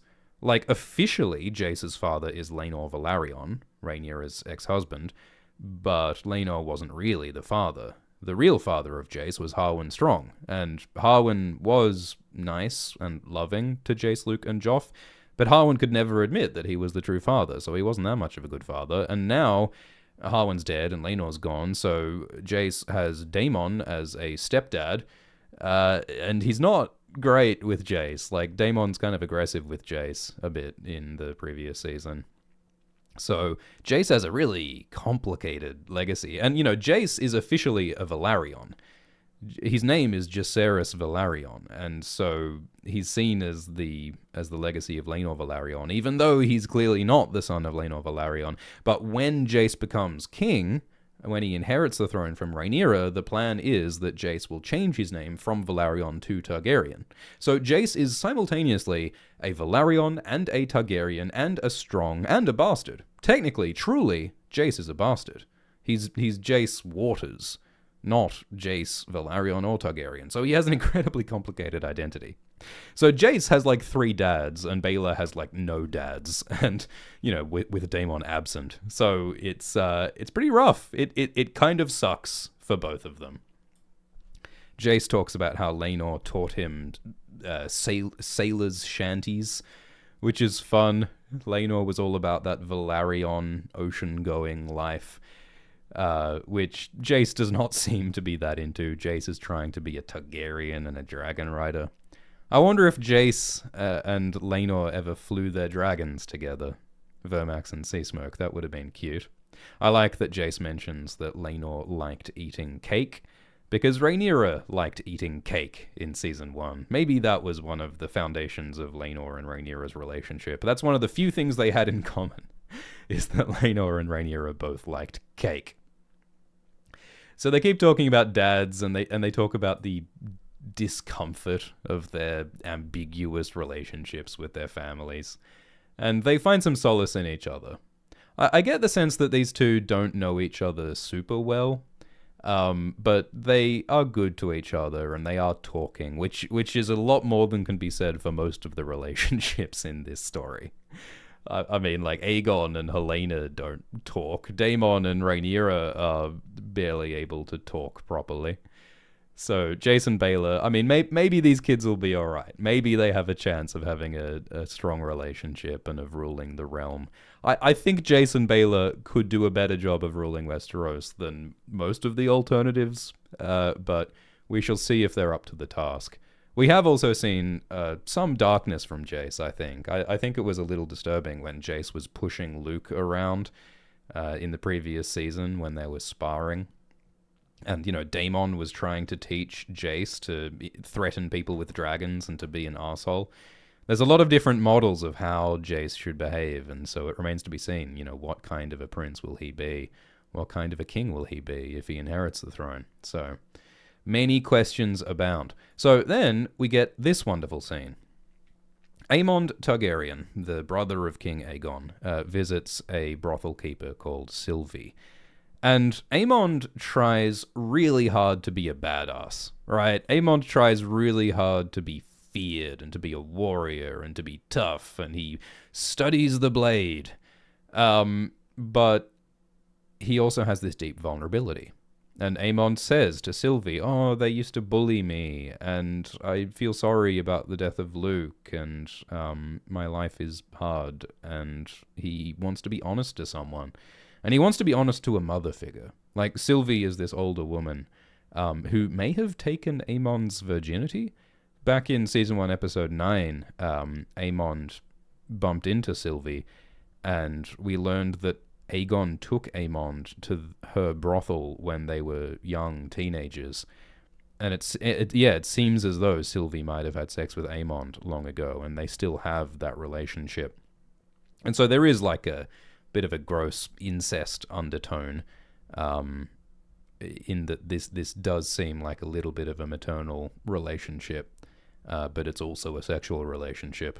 But the point, I think, is that Aemond just wants to be loved and supported in a tender way by someone, and he clearly is not getting this from Alicent. None of Alicent's children feel like they can really get comfort from her as a mother, so Aemond is seeking it somewhere else. It's interesting that Aemond is really stoked that Daemon tried to have him murdered. Like Aemond almost cracks a smile when he's like, "Oh, Daemon tried to assassinate me? Daemon was thinking about me?" Because remember that scene in Season 1 where, Aemond and Daemon faced off? And it really seems as though Aemond idolizes Daemon. And Aemond wants to be respected by Daemon and looks up to Daemon. He wants to be a cool, tough dragon rider like him. One of the other elements is that, that they talked behind the scenes about how Aemond had a choice at the end of Season 1. Aemond did not intend to kill Luke, but Aemond's dragon Vhagar disobeyed him and killed Luke anyway. And so Aemond had a choice where it's like Aemond could admit that it was an accident, and he could tell everyone it was a big oopsie, I'm not in control, or Aemond can say, yeah, no, I totally murdered Luke, and everyone should be afraid of me because I'm big, tough, and scary. And it sounds like Aemond did the second thing. It sounds like Aemond claimed responsibility, even though it was an accident. So he's trying real hard to be tough, but deep down he's a softie. He's just a kid who feels unloved and feels bullied, and this armor is how he protects himself. Like how Tyrion used to say, use it like armor, construct a persona that they cannot harm. That did not really work very well for Tyrion in the end when he was sentenced to death for a murder that he didn't commit because everyone thought he was a villainous imp. So we'll see how this works out for Daemon. But yeah, it's wonderful to see this vulnerability from Aemond. And it is indeed very similar to Daemon's vulnerability when Daemon was like being held naked by Mysaria. Turns out that all these big tough men, they just want to be held, and they just want to admit their feelings to someone who is tender to them. And I think Corlys gets a bit of that from Rhaenys as well, it seems. So, yeah, I also love, like, the visuals of this scene. There's all these candles around the bed, and the dancing, the dancers at the start of the scene as well. It's a really, really interesting shot. And I think it's interesting how, Sylvie is in this really interesting position, where she's a common person. She doesn't have a lot of status. It seems like, she's a relatively, like her brothel is a relatively upmarket, fancy brothel for rich people on the Street of Silk, probably. So she's like relatively well off for a common person, but she's still fundamentally lower status, and she's fundamentally at risk. Remember in Game of Thrones when Janos Slynt and the Gold Cloaks went in and murdered a sex worker and her baby. They just stormed into the brothel There was also that bit where the sparrows went in and smashed up Littlefinger's brothel. Like, at the end of the day, this profession is not one that's respected, and people will always be precarious in this profession in Westeros. And Sylvie's very conscious of that. So big tough Prince Aemond is, weeping into her lap, but he will always be safer and more powerful and more important than her. And so she sort of gently reminds him of that. She says that, like, hey, like, please remember that when you make decisions, when you're off flying on your giant nuclear dinosaur, Vhagar, please just keep in mind that your decisions impact thousands of innocent people like me. So it's continuing that thread that Mysaria started last season. The importance of considering the common people. Thanks for the donation from Jess K, who says that one of the dancers looked weirdly like Helena. Yeah, I agree. When that shot appeared in the trailers for season 2, I thought it was Helena at first, and I was like, huh, I didn't expect to see Helena doing a synchronized choreographed dance with fans. But you go, girl. I'm glad Helena's got hobbies. And then I realized, oh, no, it's not Helena. It's just another blonde person who looks a lot like her. Every time I see, like, a platinum blonde person on this show, you've always got to go, oh, is that a secret Targaryen? Is that some Targaryen bastard, like Aegon's bastard at the child fighting pits? Little John, the boy at the end of season 1, who was the first to learn of King Viserys' death, he was very blonde. Could he be a Targaryen bastard? Could just be a blonde kid. I do wonder what happened to Little John and to Talia, because they were spying for Mysaria, and Larys says that Mysaria's spies no longer breathe our air. Oh boy, I hope that Little John is okay. I hope that Talia is okay. Incidentally, Aegon, in the books, when Criston goes to kill Rhaenyra, that was not Aegon's preferred plan. Aegon's preferred plan in the books is that he wants to avenge the death of Jaehaerys by just attacking Dragonstone. Aegon just wants to get on his dragon Sunfire, fly to Dragonstone and burn Rhaenyra and everybody to get revenge. And it takes all the Green Council, Otto and Alicent, to persuade Aegon not to do that. God, at a certain point, it really would be easier for everyone if one of the two sides, like if either Rhaenyra and her dragons just burned the Red Keep and everyone in it, or if the Greens just burned Dragonstone and everyone in it, there's a certain point where that would be less destructive than the war that may follow. But yeah, we shall see. Thanks for the super chat from Tanya, who says, is Aemon's relationship with Sylvie replacing a different relationship in the book? Cole didn't want to be Rhaenyra's side piece, but is fine with being Alicent's mistress. Yeah, we won't speculate too much about other characters in the future, but I do think that it's possible they're setting up a pattern with Aemond. Maybe there's a particular kind of relationship and a particular kind of woman that Aemond likes to be intimate with. We shall find out. But yeah, I agree, Tanya, that there's a irony in the relationship between Criston and Alicent because Rhaenyra, because Criston last season came up to Rhaenyra and was like, run away with me. Let's elope. Let's get married in Essos. And Rhaenyra refused. And Rhaenyra said, well, why don't you just stay here and you can be my secret lover? And Criston said, I don't want to be your whore.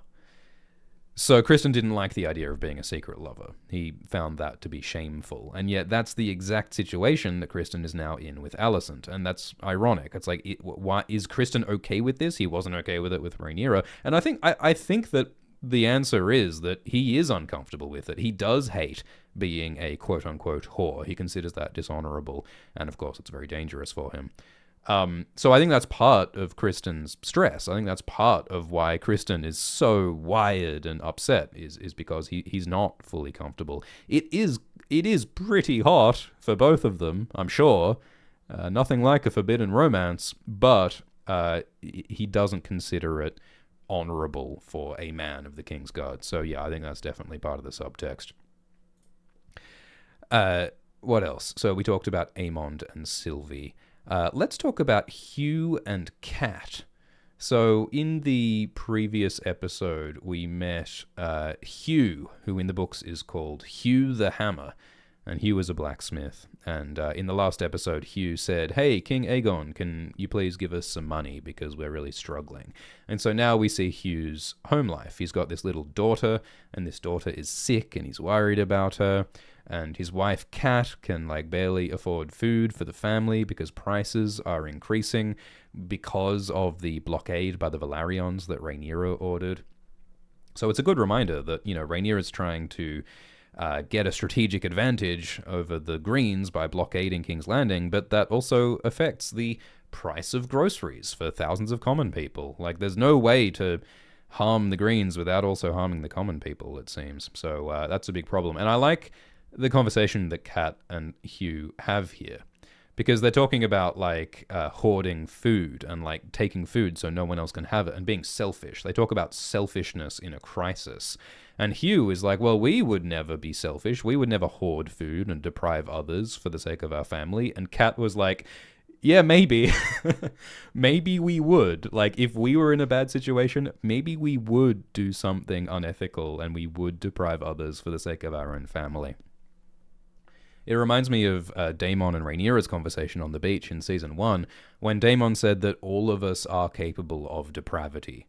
Daemon was saying that, everyone would do terrible things if they were in a bad enough situation. So the question is that if this situation keeps getting worse, what will Hugh and Kat have to do to survive?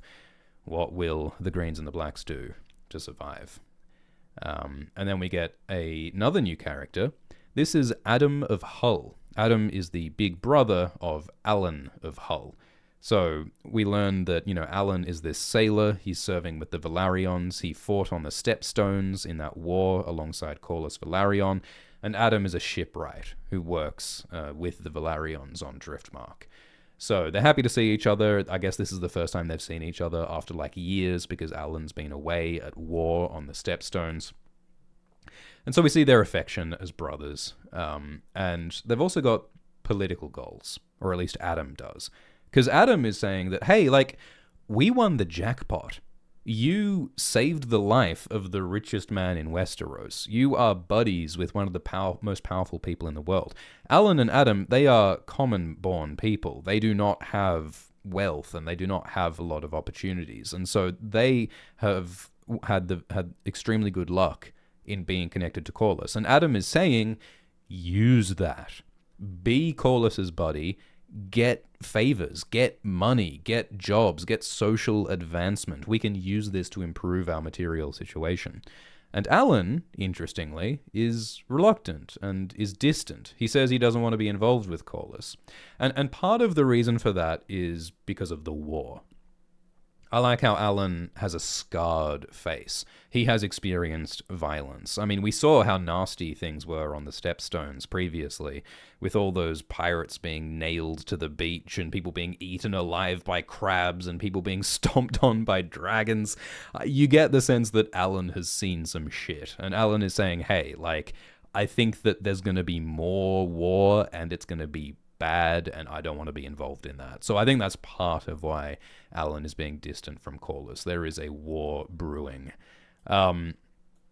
We certainly will learn more about Alan and Adam, and so I won't spoil anything here. Although I will note that in the books, Adam and Alan are only 15 and 14 years old. And they're described as having grown up together on Driftmark, and they had sea salt in their blood, and they were sailing from a very young age, so they're very connected to the sea. And we shall learn more about them. And we also know that they like goat stew. So that's tasty. I enjoy some goat stew. So we have this scene with Corlys and Rhaenys, and they talk about Daemon. They appear to have just had sex, and now they're talking about Daemon, which I'm sure Daemon loves. Daemon wants to believe that everyone just talks about him post-coitus, because what could be more interesting to talk about than Daemon? So Corlys says, we need Daemon. Daemon is useful. Daemon is a warrior, he's a dragon rider, he's a leader of men. We should have his hand at the oar. And I think that's a smart way to word that.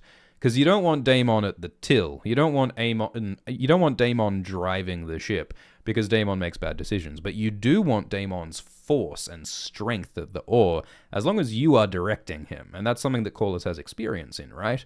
Corlys was using Daemon on the Stepstones in his war for years, and that worked out very well for Corlys. So I think Corlys is one of the few people who sort of knows, or thinks he knows, how to control Daemon for his benefit. Rhaenys insists that Daemon wants to be his own master and doesn't want to listen to anyone. And Rhaenys sort of sympathizes with Daemon, which is interesting. Like, Rhaenys was almost the ruler of the Seven Kingdoms, but Viserys became the king instead because of the Harrenhal Council. And that's similar to how Daemon was almost the king if he inherited the throne from Viserys, but Viserys instead named Rhaenyra as heir. And so Rhaenys sympathizes that, like, yeah, it does suck to miss out on an opportunity to be the king. So it's interesting seeing this insight that both Rhaenys and Corlys have on Daemon. We also have this fun line where Corlys says that he likes taking orders in bed. Apparently, Rhaenys tops, so that's fun. And we see their affection. It reminds me a little bit of Season 1 of Game of Thrones, the relationship that Ned and Catelyn have. It's this very sort of comfortable, intimate relationship between an older married couple who have a really deep understanding of each other and a really deep comfort with each other, which contrasts with almost every other romantic relationship in this series, right? So many of the other characters are unable to talk to each other. And they also say that they're expecting Daemon to take over Harrenhal in the Riverlands, and that will be a strategic advantage for their side in the conflict to come. As long as the Queen doesn't falter. Because Rhaenyra is under a lot of stress. She's just, like, had this big argument with Daemon, and he's flying off, and so she's feeling very alone. And so it's interesting that she turns to history.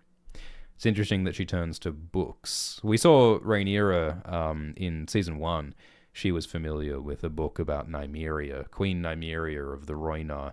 And now she reads a book that appears to be about Aegon the Conqueror and his sisters. Here's a picture of Visenya riding Vhagar, and Aegon with Rhaenys and Visenya. So it looks like Rhaenyra is looking to history to get a little bit of guidance, which seems like a good idea. That was one of the disadvantages that Daenerys has in Game of Thrones, is that Daenerys doesn't have a lot of education about Targaryen history, which might have been helpful for her. But it seems like Rhaenyra is thinking about it. And I think part of the subtext here is that Rhaenyra's thinking, I'm alone. I can't trust Daemon.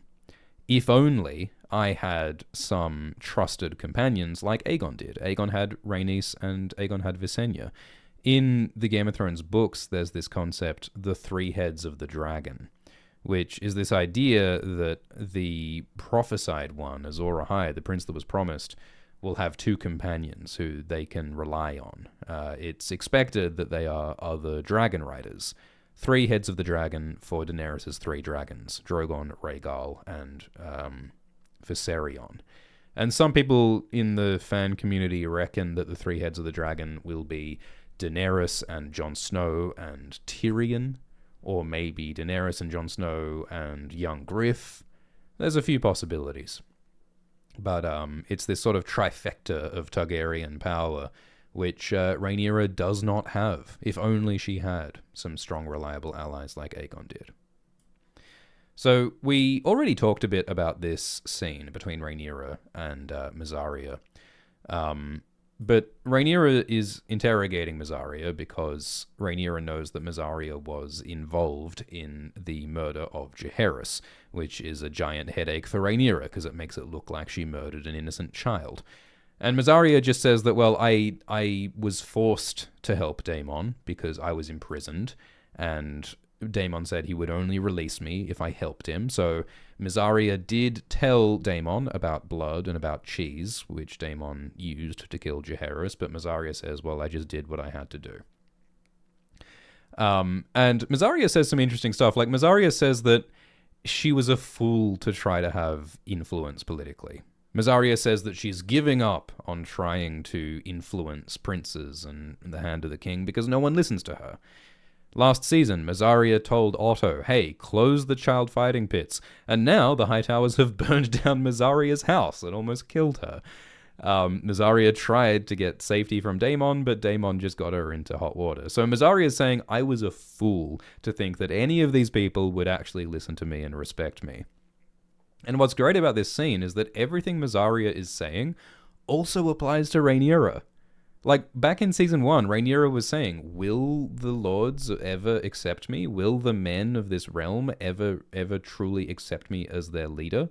Daemon clearly doesn't. Half the realm clearly doesn't.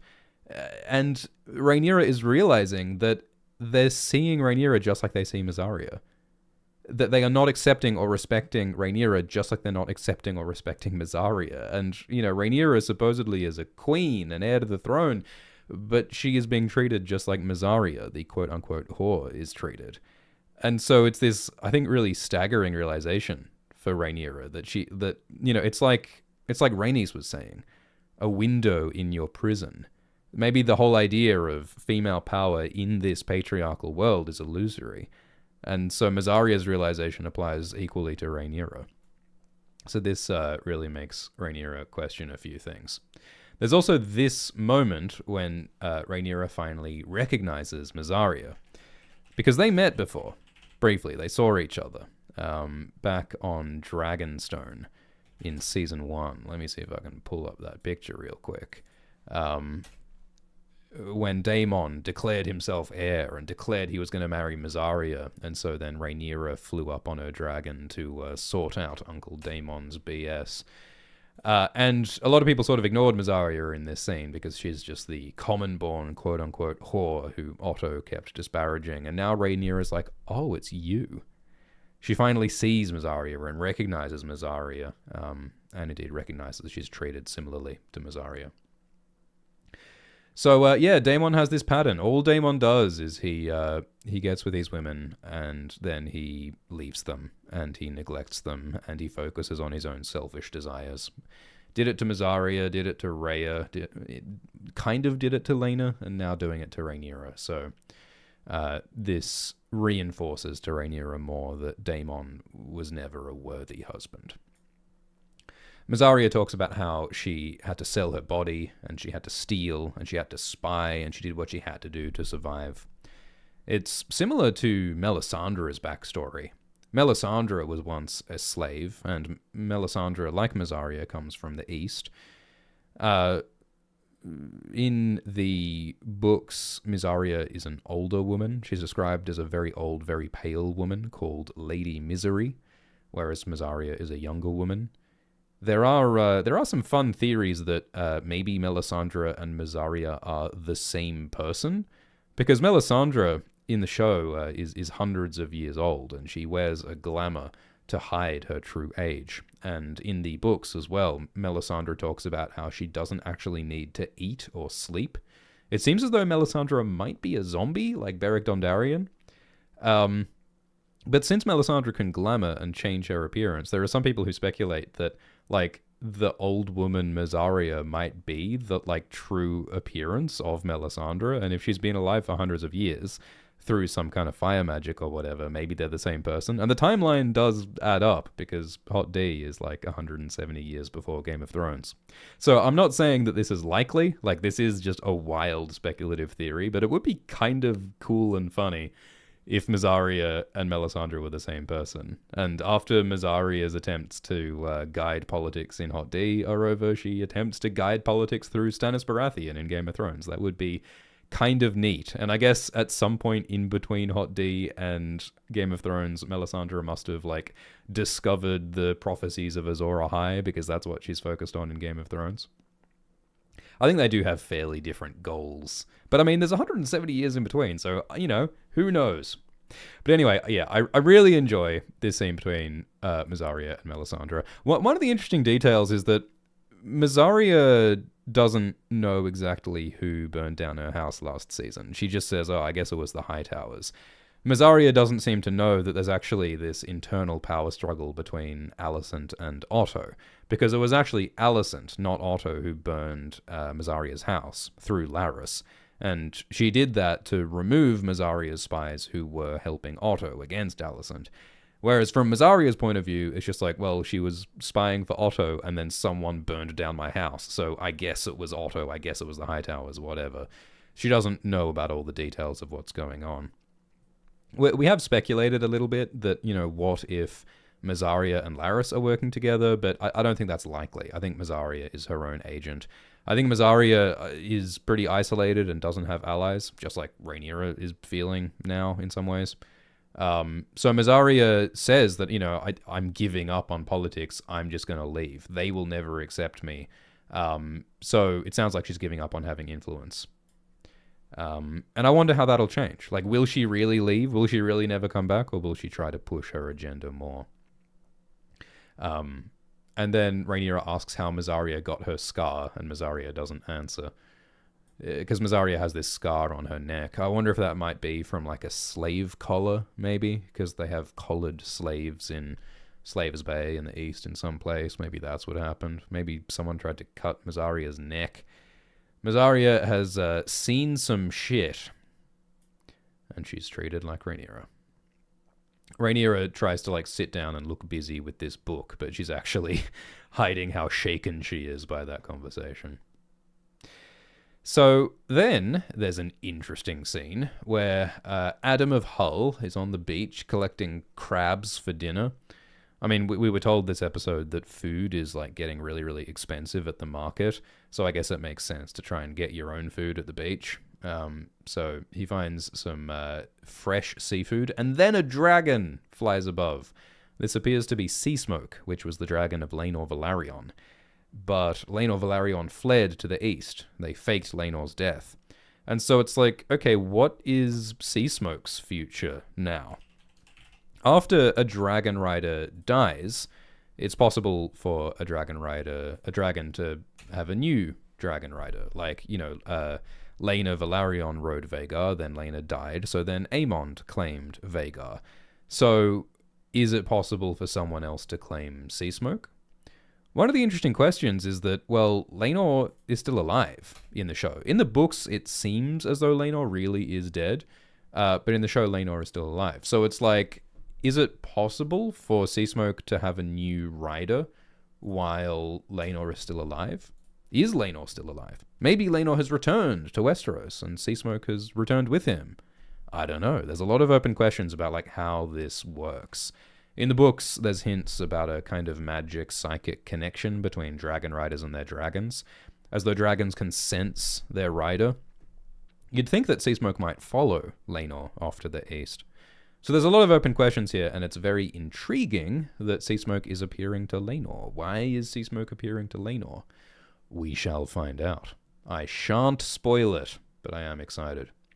We talked about how Aegon hangs 100 rat catchers because he knows that one of the rat catchers was involved in the murder of Jaehaerys, and Aegon is happy to murder 99 innocent men just to kill the one guilty man, because he doesn't know which rat catcher did it, but he knows that one of them did. It's interesting, this character is kind of prominent. We don't know who this is. I think it might be a fella called Ulf, or it might be a fella called Silver Dennis. There's a few possibilities. We might see this character again. But yeah, we see how the common people, I mean, just like Sylvie was saying, the choices that the Highborn make have a terrible impact on the commoners. This scene reminds me a bit of when Daenerys crucified all of those slave masters in Game of Thrones Season 4. It was like this similar situation where some of the slave masters of Meereen, killed and crucified some innocent slave girls. And so Daenerys did not know exactly which of the wise masters were responsible for killing the children. So Daenerys just crucified 144 or something of them. Some of whom were innocent of the killing of the children. So it's a similar thing of is it okay to crucify? Is it okay to kill all of these people, some of whom were not guilty? Is that real justice? There are differences between these situations. These slave masters are, slave masters, so they're hardly innocent. in the way that some of these rat catchers were truly innocent, but it's a somewhat similar situation. What is the true nature of justice? So we see all the rat catchers, and Otto confronts Aegon about it, because Otto has been working so hard to make the optics good for Team Green. He's trying to make Aegon seem like a true and legitimate and benevolent leader, and Aegon is shitting all over that by publicly murdering 99 innocent people. Otto was just trying to make Rhaenyra look like the nasty murderer with the death of Jaehaerys, and here Aegon is making himself look even worse. So Otto is outraged, and Aegon is glib, and it's a really wonderful acting performance by Otto here, whereas Aegon's deciding that this is how he wants to assert himself because he's sick of Otto's patience, he's sick of Otto's prudence, and Otto is sick of Aegon's shit. And then Aegon reveals that he not only killed all of those rat catchers, but he also sent Arik to go and kill Rhaenyra on Dragonstone. And so all of Otto's frustration over all these years finally pours out. Otto always had to be the responsible one, and just when it's finally starting to pay off on the precipice of victory, this little twerp starts ruining it all by not listening. And then there's this really beautiful tender moment where Otto says, "Don't you think of your father Viserys?" And we see how Otto really loved Viserys. Otto manipulated Viserys. Otto is installing his grandson Aegon on Viserys' throne against Viserys' explicit wishes. Otto knows that Viserys didn't want Aegon to be king. Otto laughs at Aegon for suggesting that Viserys wanted him. But Otto clearly still had some love and respect for Viserys, and so it's so tragic, like, seeing his genuine emotion. Seeing Viserys' legacy being, destroyed by this boy who was just smashing up Viserys' model. I'm sure Otto was heartbroken seeing Viserys' passion project, his Valyrian city model, being destroyed by this impetuous boy. And I hope that Otto is realizing how much of a mistake Otto made by putting Aegon on the throne. I mean, Otto was correct to some extent that there were always going to be some lords rejecting Rhaenyra because she's female, but, is Aegon really better? Is it better to have an awful male king than a decent female ruler? I hope that Otto's having some doubts, but it's too late now. It's too late to back out now, and so this is what they've got to work with, is Aegon. I feel like the Greens really would be better off if Aegon, tripped and had a fall and died so that Aemond could be the king instead. I think they have a better chance of guiding Aemond to be a good ruler than they do with Aegon. Although they think that Aemond deliberately murdered Luke, so man, maybe you should have been a better grandpa, Otto. Maybe if you were going to install this guy as king, you should have taught him to be a good king. Or maybe you should have not installed him as king. Pick a lane. Don't install him and not teach him. It's like the worst possible outcome. And so then Otto really punches Aegon where it hurts. Because last season, Aegon said, "My father Viserys didn't love me. I don't believe that Viserys wanted me to be the king." But then Aegon was crowned, and Aegon enjoyed the love of the people, and it seems that Aegon started to believe it. They've said in behind-the-scenes stuff, Tom Glencarny said that Aegon is starting to believe that Viserys really did love him, and Viserys really did want him to be the king. Aegon so desperately wants to feel loved by his father. And Otto kicks him right in the heart and says, "No, of course Viserys didn't love you.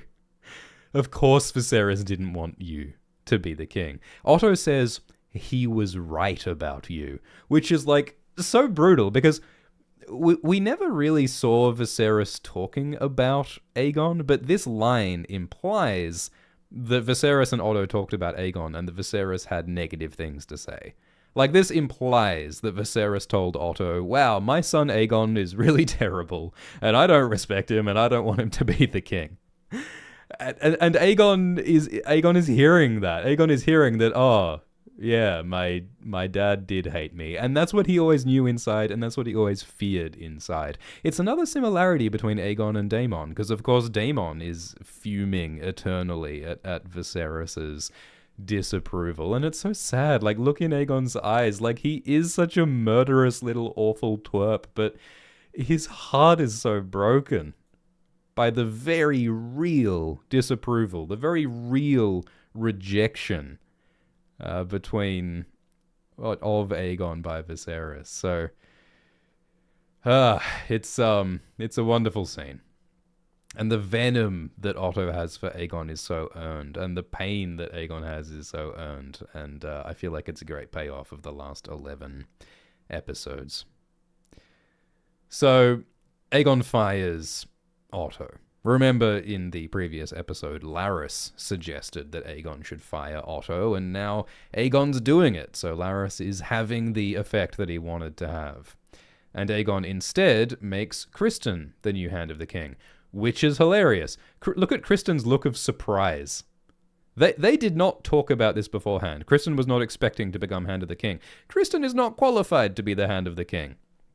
You do not normally choose warriors to be Hands of the King, because Hands of the King are like the executive of the government. They are the person who does all the busy work. The king shits and the hand wipes. Remember, I don't know how qualified Criston is to wipe for King Aegon. I feel like Criston is better at creating messes and creating bloodshed than he is at mopping it up. I'm thinking about his murder of Joffrey Lonmouth last episode and his murder of Lyman. But this is who Aegon chooses to be his executive. He will be a steel fist. So Aegon is moving towards violence. So any hope we had of trying to peacefully resolve this conflict is evaporating before our eyes, and Otto has nothing. Being the Hand of the King has been Otto's work and Otto's identity for years and years and years and years, and now he's lost it. And I feel like there is a sense of relief as well as devastation. When Otto talks to Alicent, Otto says, yeah, I'm going to go back home. I'm going to go to Old Town, the family home where the Hightowers live. Otto's an older guy. He's put in a lot of thankless work for a lot of years. Maybe he kind of wants to be free of it. Fair enough. But, on the other hand, Otto is walking away from a giant political clusterfuck that he created. So maybe Otto should stay and deal with the consequences of him crowning Aegon, you know? So then on Dragonstone, Rhaenyra comes to Mysaria, and Rhaenyra says, you know what, I'm changing my mind, I will free you, Mysaria. Rhaenyra had a think, and she said, well, okay, if Daemon promised to free you, I will free you. And this is a really beautiful, moral decision that Rhaenyra is making. It would be more strategically useful. It would be more safe for Rhaenyra to keep Mysaria as a prisoner, because, Mysaria has spies, Mysaria does plots, but Rhaenyra respects her and frees her. And I think that Rhaenyra feels a bit of closeness with Mysaria because she's had this realization that Daemon mistreated Mysaria just like Daemon mistreats Rhaenyra. So I think it's a bit of sisterhood that she feels, and so she decides to let Mysaria free.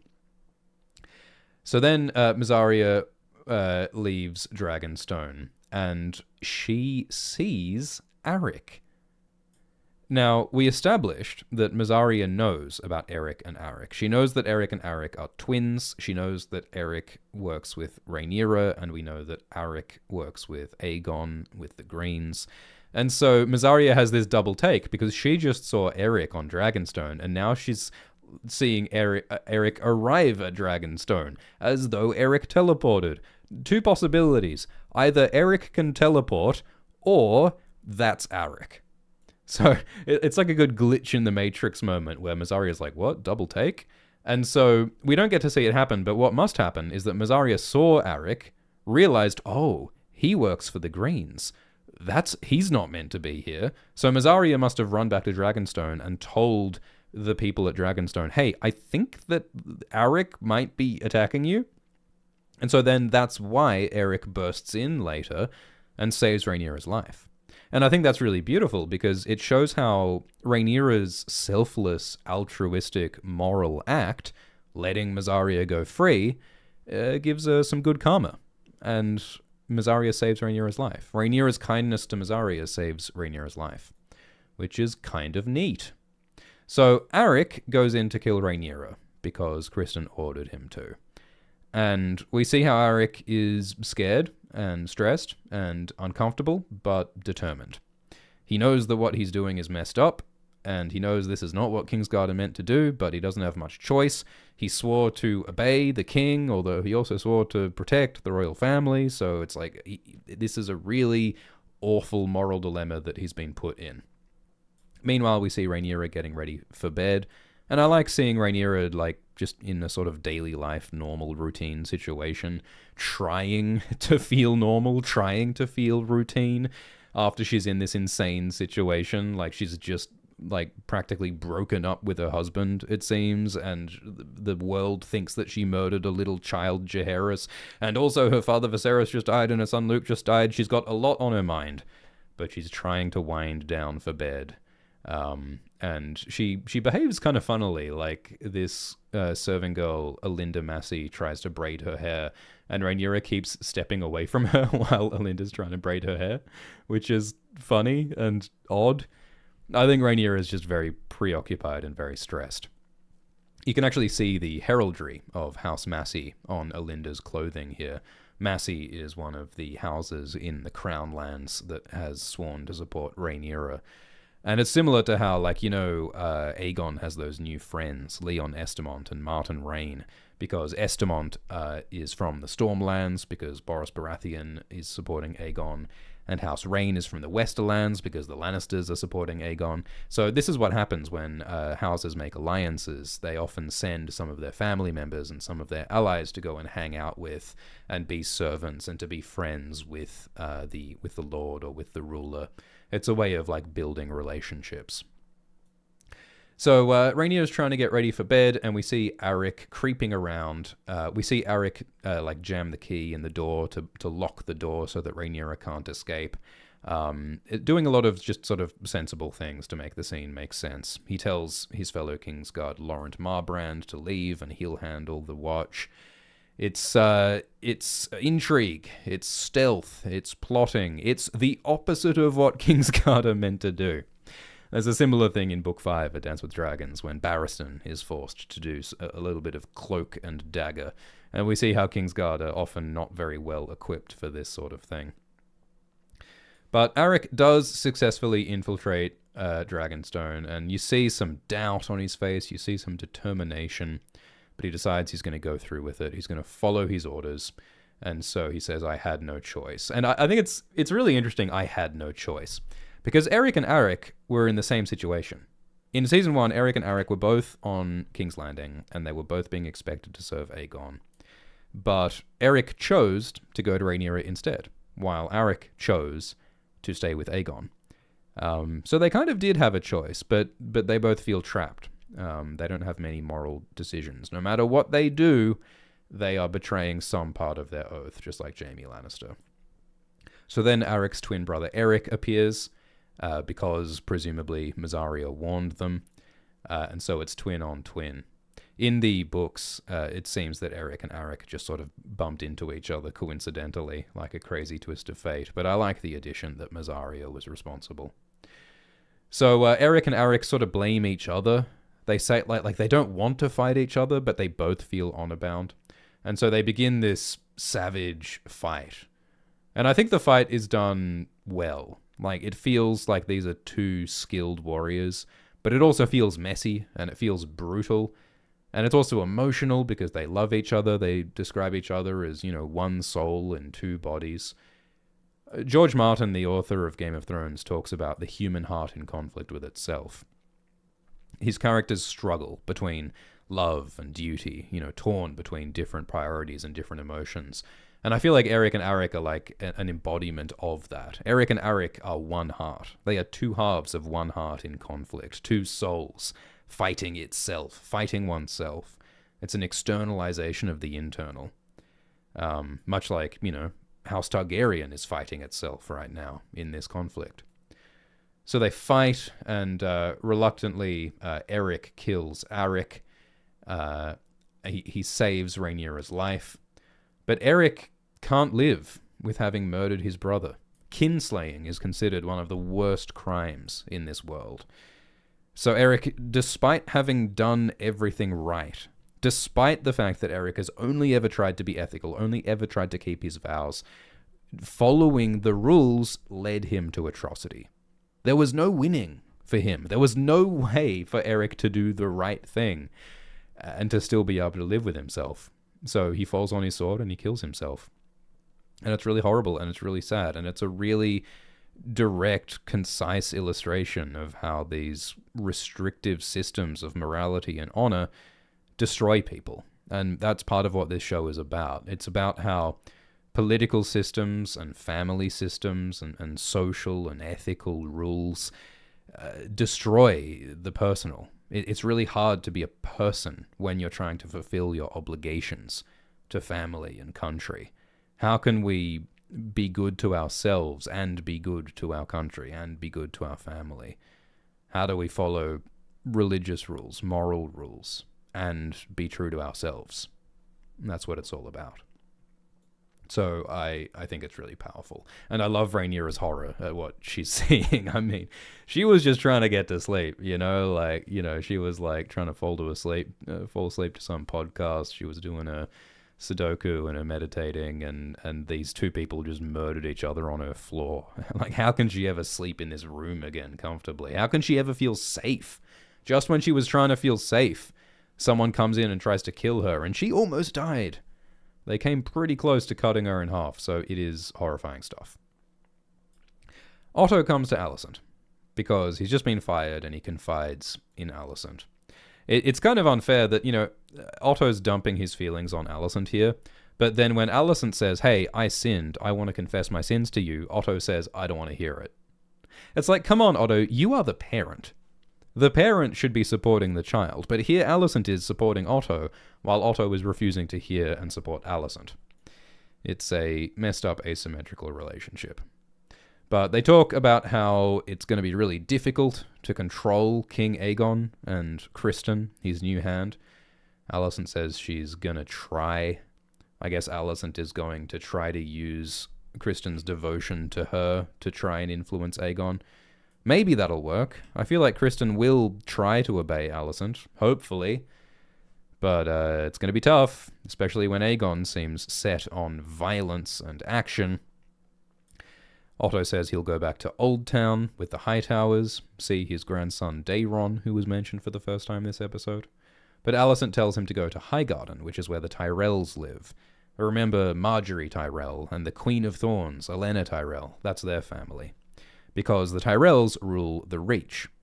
House Hightower is very powerful, but it's not a great house, because it doesn't rule an entire kingdom. It only rules the city of Old Town. So they really want to get the Tyrells on side. So Alicent tells Otto to go and talk to them.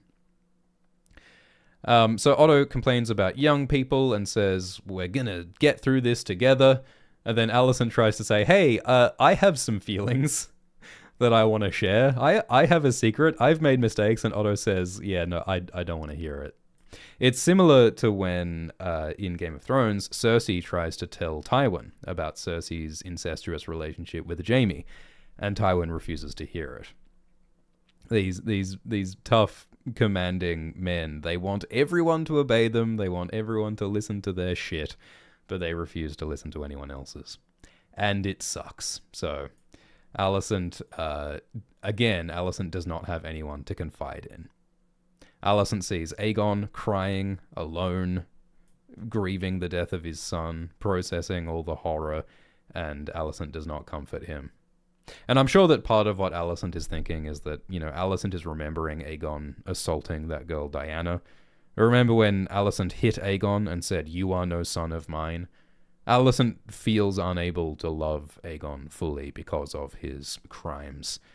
But it's still tragic, because God, Aegon needs support. Maybe if Aegon got love from someone, Aegon would find ways to be less terrible, but he remains terrible, and Alicent continues the family tradition of not showing love, not hugging, not comforting, and so they continue to be divided. And so Alicent finds emotional expression the only way she knows how, by slapping Kristen Cole in the face repeatedly.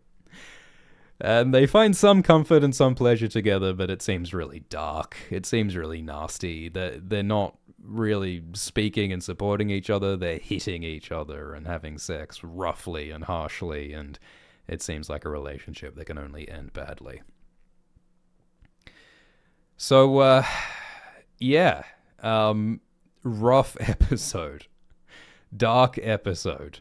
It should be dark. I like how we're really taking the time to process the horror of what happened last episode. I mean, the death of Jaehaerys to Blood and Cheese is interesting. Like, I mean, some people compare the Blood and Cheese incident to the Red Wedding. I feel like Blood and Cheese is very different to the Red Wedding, because the Red Wedding was about the death of Robb and Catelyn, who are both these adult characters who we know really well, and we've spent lots of time with these characters. So that was really emotional, seeing Robb and Catelyn die. Last episode, seeing Jaehaerys die was not as emotional, because Jaehaerys is just this little kid who we've barely seen at all. It was a different thing, Blood and Cheese. It wasn't so much about the horror of the moment, but what it is about is the aftermath. We're seeing really serious consequences, and we're seeing the dominoes fall. How each act of bloodletting leads to more bloodletting. And all of the violence that is caused by the schism in this family just deepens the divisions. And as the House of the Dragon breaks apart, the fire erupts like magma and boils over, and you just know it's going to be the innocents, like Kat and Hugh and Sylvie, are the people who get hurt. So, I enjoyed this episode. I hope you did too. A reminder that we're doing these live streams every week, right after each episode airs, so please press like and subscribe.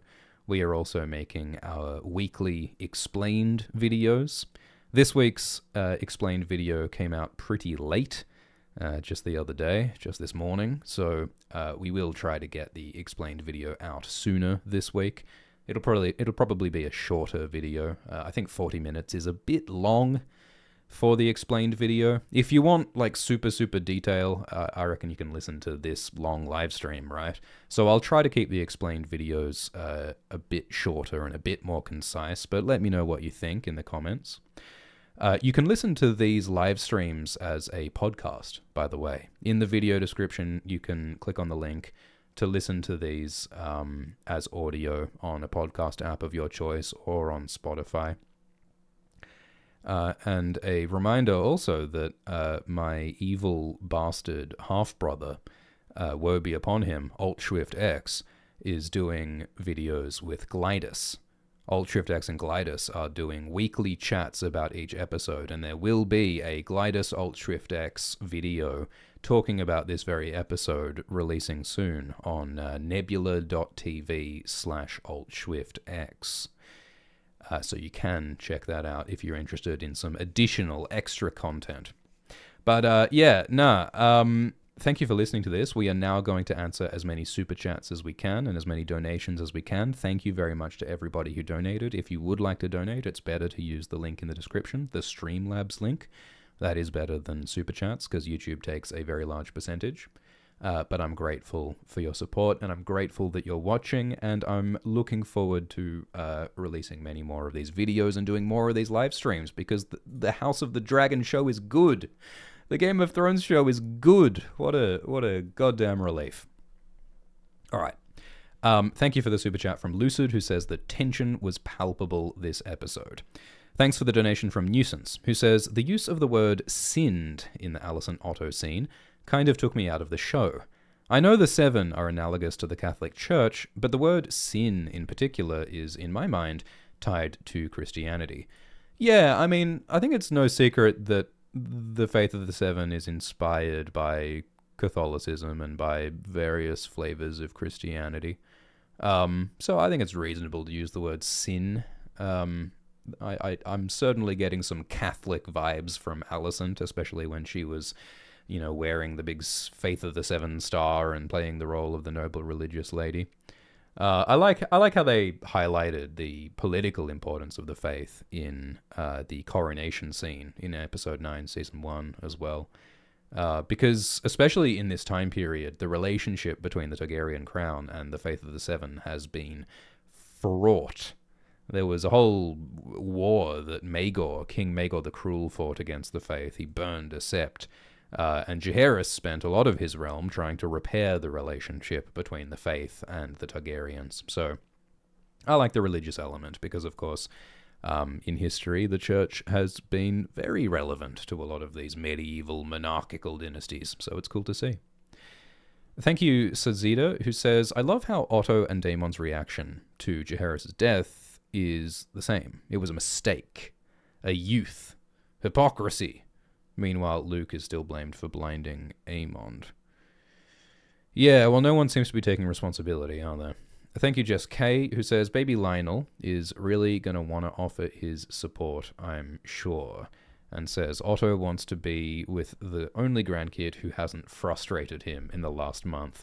Yeah, I reckon you're right that Otto is thinking, well, my grandson Aegon is awful. My granddaughter Helena is confusing. My grandson Aemond is a loose cannon who killed Luke. But Daeron, maybe he can be my good grandson. Maybe Daeron will be the grandson who listens to me. I'll start over with Daeron. Maybe Otto will simply murder Aegon, Helena, and Aemond, and will install Daeron as the heir. And yes, the names are confusing. My gosh, we've got Daeron, Daemon, Aemond, Vaemond, Jaehaerys, another Viserys, and another Aegon. Oh, doggy. Anyway, thanks Patrick, who says CH rocks. Thank you Wrench Dodger, who says don't compare slaves to catching rats. Yeah, I compared Aegon killing those rat catchers to Daenerys killing those slave masters. Yeah, I think there are similarities in the situation, and there are also differences. Why can't you compare apples and oranges? Why can't fruit be compared? That's what comparison is for. When you compare two situations, you're not saying they're the same. You're saying that there are differences as well as similarities. That's what comparison is. Thank you, Jess K, who says that I imagine this is how Tywin would have reacted if he was in King's Landing when Ned was executed. Yeah, I think there is a scene in the books where Tywin says, hey, whose dumb idea was it to kill Ned Stark? We could have kept him as a hostage, but Joffrey killed him, and that was stupid. Yeah, the Tywin-Joffrey relationship is very similar to the Otto-Aegon relationship, for sure. Thank you, Spirits, who says, maybe Rhaenyra asks about Mysarea's scar on her neck because Daemon has a habit of strangling people like Rhaenyra. So maybe Rhaenyra thinks that Daemon left a scar on Mysarea's neck. Yeah, that's an interesting theory. I think that Mysaria had the scar even at the beginning of the series. I think it was most prominent in episode 9, though. But yeah, that's an interesting theory. I tend to think that the scar is connected more to her experience as a slave, but yeah, I'm not sure. Thank you for the super chat from Zach, who says, in Season 2, Episode 1, don't you think it was strange how the showmakers shied away from the brutality of Blood and Cheese's assassination and from Helena's reaction? Yeah, so in the book, the Blood and Cheese thing is intense. And it really shows Helena's like intense emotional reaction, or it implies a strong emotional reaction. In the book, both Helena and Alicent are there seeing the murder happen as Jaehaerys is killed. Jaehaera and Mela are also awake and witnessing the murder. So you do get the sense in the book that it is a lot more traumatic and visceral. Whereas in the show, Alicent is not there when Jaehaerys is killed. Helena is leaving while Jaehaerys is being killed. So they did not make it as visceral and intense, that's true. In interviews, the showrunner Ryan Condal said that they made that choice partly because they were using child actors. And they didn't want to have child actors have to cry and scream and get covered in blood while a toddler is having his head sawn off, right? They're trying to be ethical about how they're making the show. And that makes sense to me. And, we don't want bloody Polar Express CGI potato-faced children acting horrified either. And at the end of the day, like, do we really want to see the gore? Do we really want to see children's heads being sawn off? I mean, I know it's a bloody show, and I know that the violence is part of the point, but I don't want to see a little kid getting its head sawn off. I don't want to see its siblings scream in terror. It's not what I want to see. So I think that might be part of the reason as well. There have been conversations about Helena's reaction. Helena's reaction to the murder is fairly restrained in the previous episode. Helena does not scream. Helena does not weep. Helena freezes up. And Helena leaves, and she's silent, and she's really, turned on herself. She's really tense. She's really in her own head. She's really overwhelmed. And I thought that was an effective reaction. I think that may be how some people would react. I don't know if there's any correct way to react to your child being murdered in front of you. But it's also consistent with how Helena has acted before. Remember how Helena acted when Vaemond was killed in front of her. Helena, clammed up. She put her hands over her ears. She was overstimulated, overwhelmed. Similar to how she acts in the funeral procession when the common folk crowd her. So I think it was still effective, but it was definitely different to the kind of shock and awe and blood that they could have gone for. As I said, I think the death of Jaehaerys was more about the aftermath and the consequences than about the actual death itself. So I think they were going for a different thing, and I think that it worked. Thanks for the super chat from Erased, and thanks for the super chat from Jonathan, who says something that could be a spoiler, so I'm not going to discuss that. Matt says, what is your favorite plotline, theme, or character in Hot D? I think that Daemon is fun. Daemon's fun to watch. I like how Daemon has a lot of layers. So yeah, Daemon is pretty great. Larys is also very intriguing. I enjoy the mystery around Larys because, even for people who have read the books, we don't really know what Larys's game is. We don't know how Larys gets his information. We don't know if Larys might be a skin changer. There's a lot of possibilities with Larys that could connect to politics and magic and lore in interesting ways. And Matthew Needham's performance is fantastic, so Larys is cool. Thank you, Jess, and thank you, Tanya, who says, how come all of Rhaenyra and Harwin's kids have dark hair, but none of Alicent's kids got dark hair? If Targaryen Y chromosome equals silver hair, what about Jon Snow? Yeah, well, I don't think George R. R. Martin was breaking out the Punnett squares. I don't think the genetics necessarily make sense. George Martin says this is fantasy, not sci-fi. But I mean, as Viserys said last season, nature is a thing of mysterious works. Genetics is complicated. I'm sure all kinds of things are possible. And this is a fantasy world after all. But in the books, there have been Targaryens with dark hair.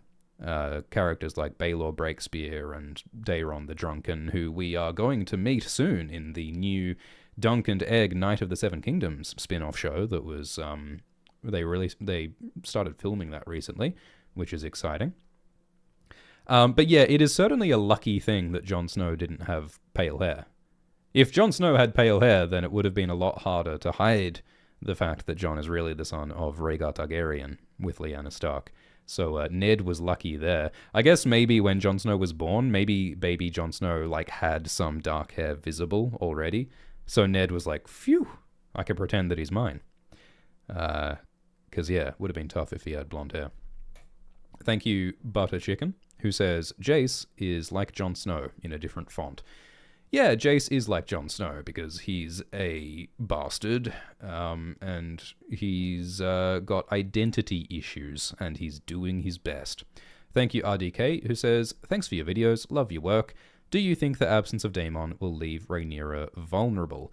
I mean, that's a fun question because, Daemon is a scary, tough dragon rider, and by having a scary, tough dragon rider at her side, I think people are less willing to mess with Rhaenyra because they're afraid of what Daemon might do to them.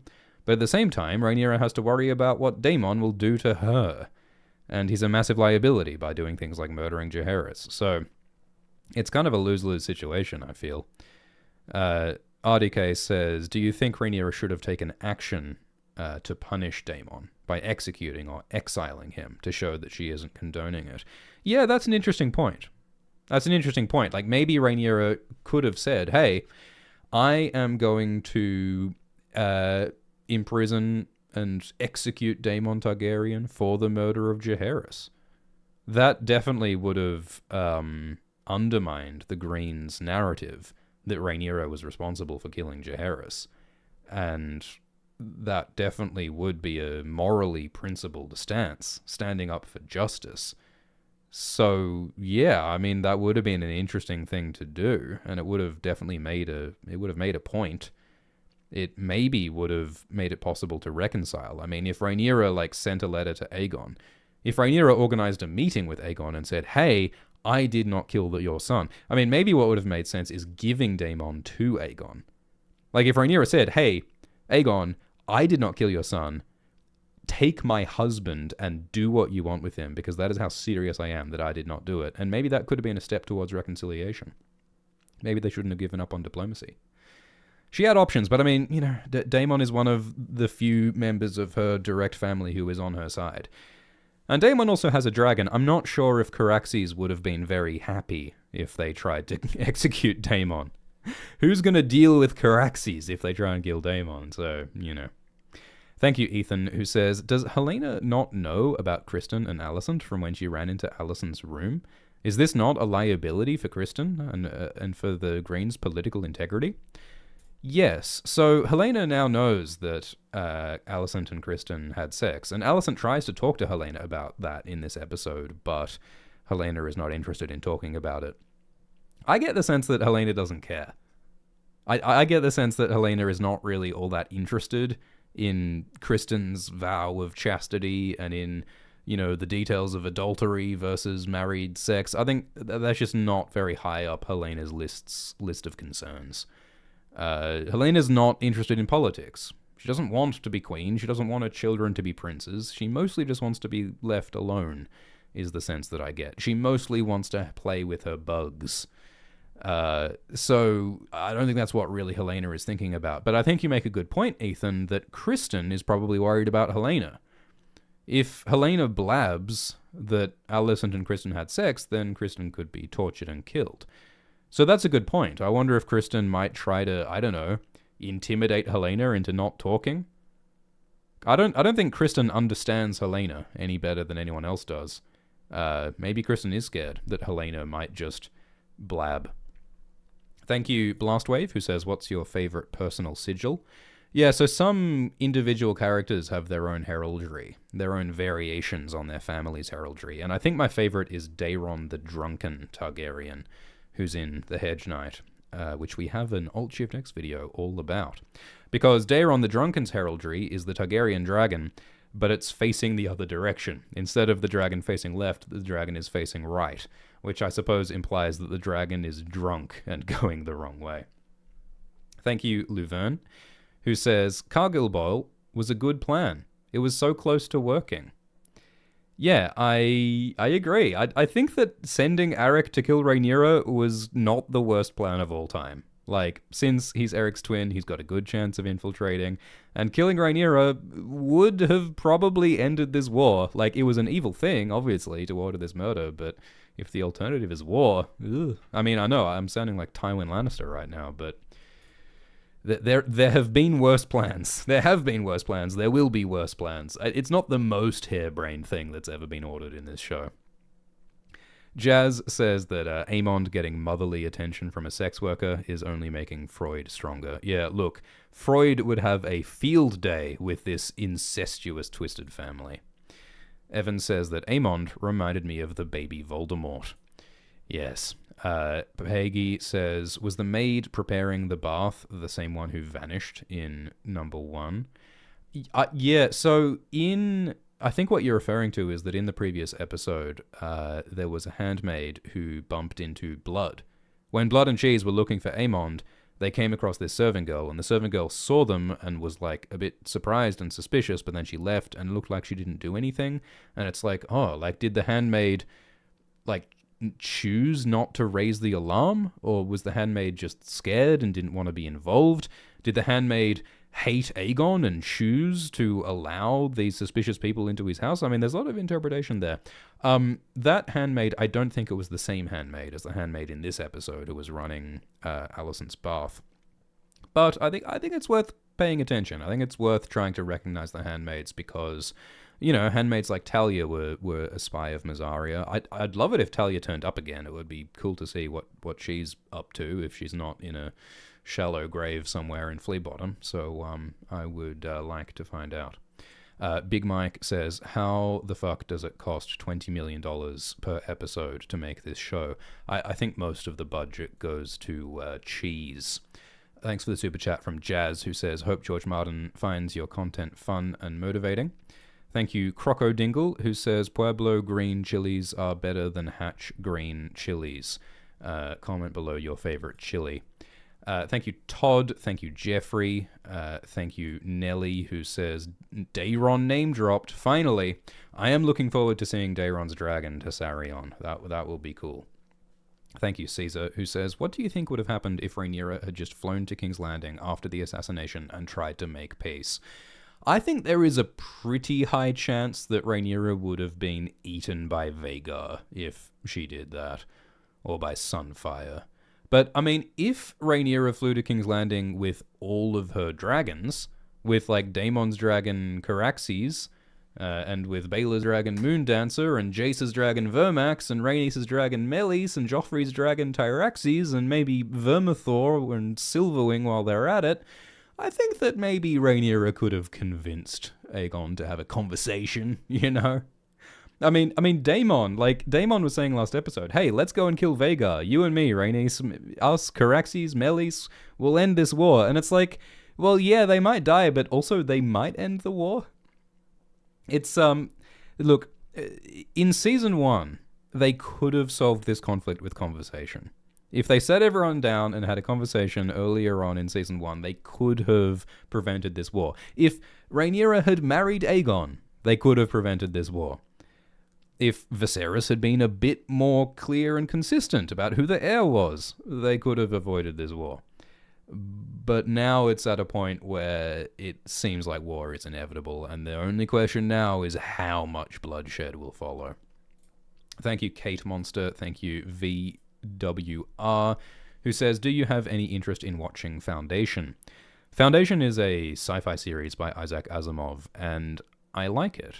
And it would be cool to make Alt-Shift-X videos about Foundation. There was a TV adaptation of Foundation on Apple recently. I heard it was not great, but I haven't seen it. Yeah, maybe someday, although we've got a lot on our plate.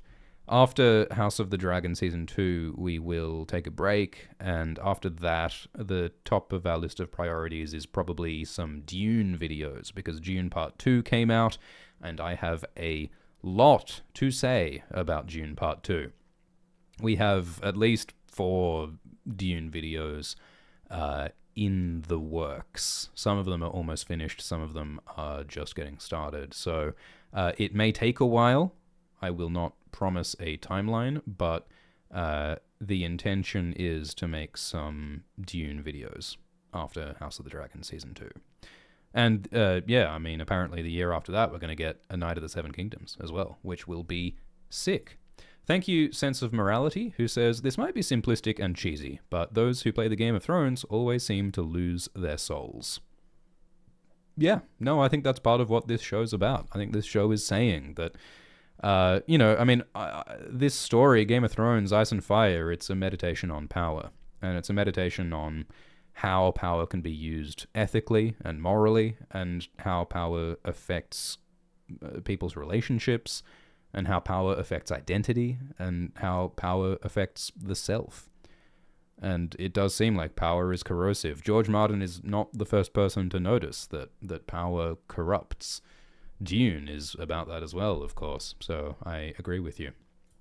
Thank you, Wealth Wolf. Thank you, Sudzida, who says, I hate how people are just now amazed by Tom Glencarny, while I knew him from his role of Gaius Julius Caesar in Domina, best realistic nuck of Game of Thrones. I haven't seen Tom Glencarny's earlier work, but I agree that he's fantastic. I love his expressions, I love his delivery, he's having an enormous amount of fun, and I'm enjoying it. Thank you, McSizzle, who says, "Hi, Shifty. Do you think the ring Aegon's messing with while crying is Viserys' ring for Emma, and that those tears were over fully coming to terms with his lack of parental love?"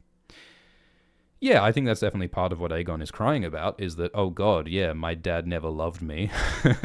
That's part of it. And yeah, he also is crying at the death of his son, Jaehaerys. And maybe, hopefully, Aegon is also crying a bit about, I'm a bad person and maybe I shouldn't have done the bad things that I've done, vis-a-vis murdering 99 innocent rat catchers, assaulting Diana, neglecting my bastard children. Aegon's done some bad things.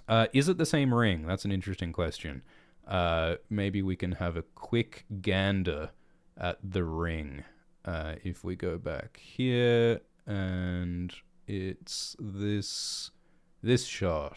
That looks like a different ring to me. It's got a pattern on it. It appears to be ribbed for his pleasure. I don't think that's the same ring. Yeah, no, that's a different ring. It is worth keeping track of rings, because there is that Aaron sigil ring that was Emma's that Viserys had. So there is some jewelry symbolism and continuity sometimes, but I think that's a different, unique one. Ghost says, "Are you Team Green or Team Black?" I am Team... what team am I? I'm Team Common Folk. Thank you, State of Grace, who says, "So, how many seasons do you think?" Hugs from Chile. I think they're talking about 5 seasons. They've said different things in interviews. I think that they're talking about 5 seasons total for House of the Dragon. But one of the interesting things about this story is that it's based on the book Fire and Blood, and Fire and Blood covers hundreds of years of history. They could continue past the current conflict into later events. They have suggested that in interviews. So they could talk about whole other conflicts and whole other kings and whole other situations later on, which would be cool. House of the Dragon could become like a sort of anthology series, almost. Maybe they'll go back and do Aegon's Conquest as well. There are many possibilities. Thank you, Amethyst Eyes. Well, yeah, we have seen in promotional materials there does appear to be a future scene that involves some kind of a riot in King's Landing, so we'll see what happens there. Thank you, Zveko, who says that Kristen's plan reminds me of Cersei, a plan so stupid and self-destructive that it almost works because they don't see it coming. Yeah. Well, that was one of Elena's lines in the TV show, was like, Cersei beat me because I couldn't even imagine that someone would do something that audacious and crazy. Yeah, being direct and reckless and feckless can sometimes work. Thank you, Marcus. Okay, I think that we will wrap up this live stream shortly. Thank you, Serrano. Thank you, Dead Meme, who says, "Has there ever been a rebellion of commoners?" I think that the Sparrows and the Faith Militant become a expression of the dissatisfaction of the small folk. I won't spoil anything, but that's a good question to ask, Dead Meme. What happens if the commoners rebel, and what does that look like? Thank you, Crocodingle, who says, "Do you think it was Larys who suggested that Aegon kill all the rat catchers?" That's an interesting idea. I mean, I think it's quite possible that some of the rat catchers are Larys's spies. I mean, Larys has been making some staffing changes, right? I don't think Larys would want Aegon to kill the rat catchers if the rat catchers were useful to Larys, but it's possible. I think it's kind of fun that in the book they mention that after Aegon kills all of the rat catchers, Otto buys 100 cats. Because if they don't have any rat catchers to catch the rats anymore, they get some cats to catch the rats instead. And it's funny because, like, in the time of Game of Thrones, we see Arya chasing cats in the Red Keep. So it seems that they must be the descendants of the cats that Otto bought. And there's a particular cat called Balerion which seems to be connected to Rhaenys' kitten, Princess Rhaenys, daughter of Elia. So there's actually a whole history, not only to the rat catchers, but also to the cats that are bought to replace the rat catchers. The lore goes deep in this series. We responded to that one, and Tanya says, Eric tells Daemon that he and Arik were named to the Kingsguard at 8 and 10. How's that possible? Yeah, so that's a funny misunderstanding that's happening. When Eric says that he and Arik were named to the Kingsguard at 8 and 10, he's not saying when Eric was 8 years old and when Arik was 10 years old. Eric and Arik are the same age because they're twins. When he says 8 and 10, he means 18. 6 and 10 means 16. 4 and 10 means 14. It's just like an old-timey way of saying numbers. So they didn't become Kingsguard at age 8 and age 10. They became Kingsguard at age 18, which does make a lot more sense because you are probably not a very impressive knight at age 8. Thank you, Rizzler, who says that maybe Otto joins Daeron's plotline in the Reach. We will have to wait and see. AER says that Kristen is a simp. Jess says, Alicent bathing in blood? Like Shiera Seastar and Quaithe? Well, I think you're forgetting that Quaithe is also Dario. Awald says, House of the Dragon is pretty good when there ain't a book reader in your ear telling you it's nasty. Absolute Madman says that, is it just me or does Sylvie look like Alicent? Yeah, well, there's definitely something incestuous with the motherly relationship that Sylvie has with Aemond. So it would not be the first time Targaryens had a weird, icky relationship. Shelby says that Kristen is a bed, much like how Tywin Lannister is a horse. Heather says, thanks for the great work. And 47 Cats says, proud Spotify listener. All right, we're going to wrap this up. I'm sorry that I couldn't respond to all of your donations, but I'm grateful for them, and I'm thankful for all of you listening to this live stream. We are now working on a House of the Dragon Season 2 Episode 2 explained video. We will try to finish it sooner than we did last week, and I'm excited for what will come next. Please press like, please press subscribe.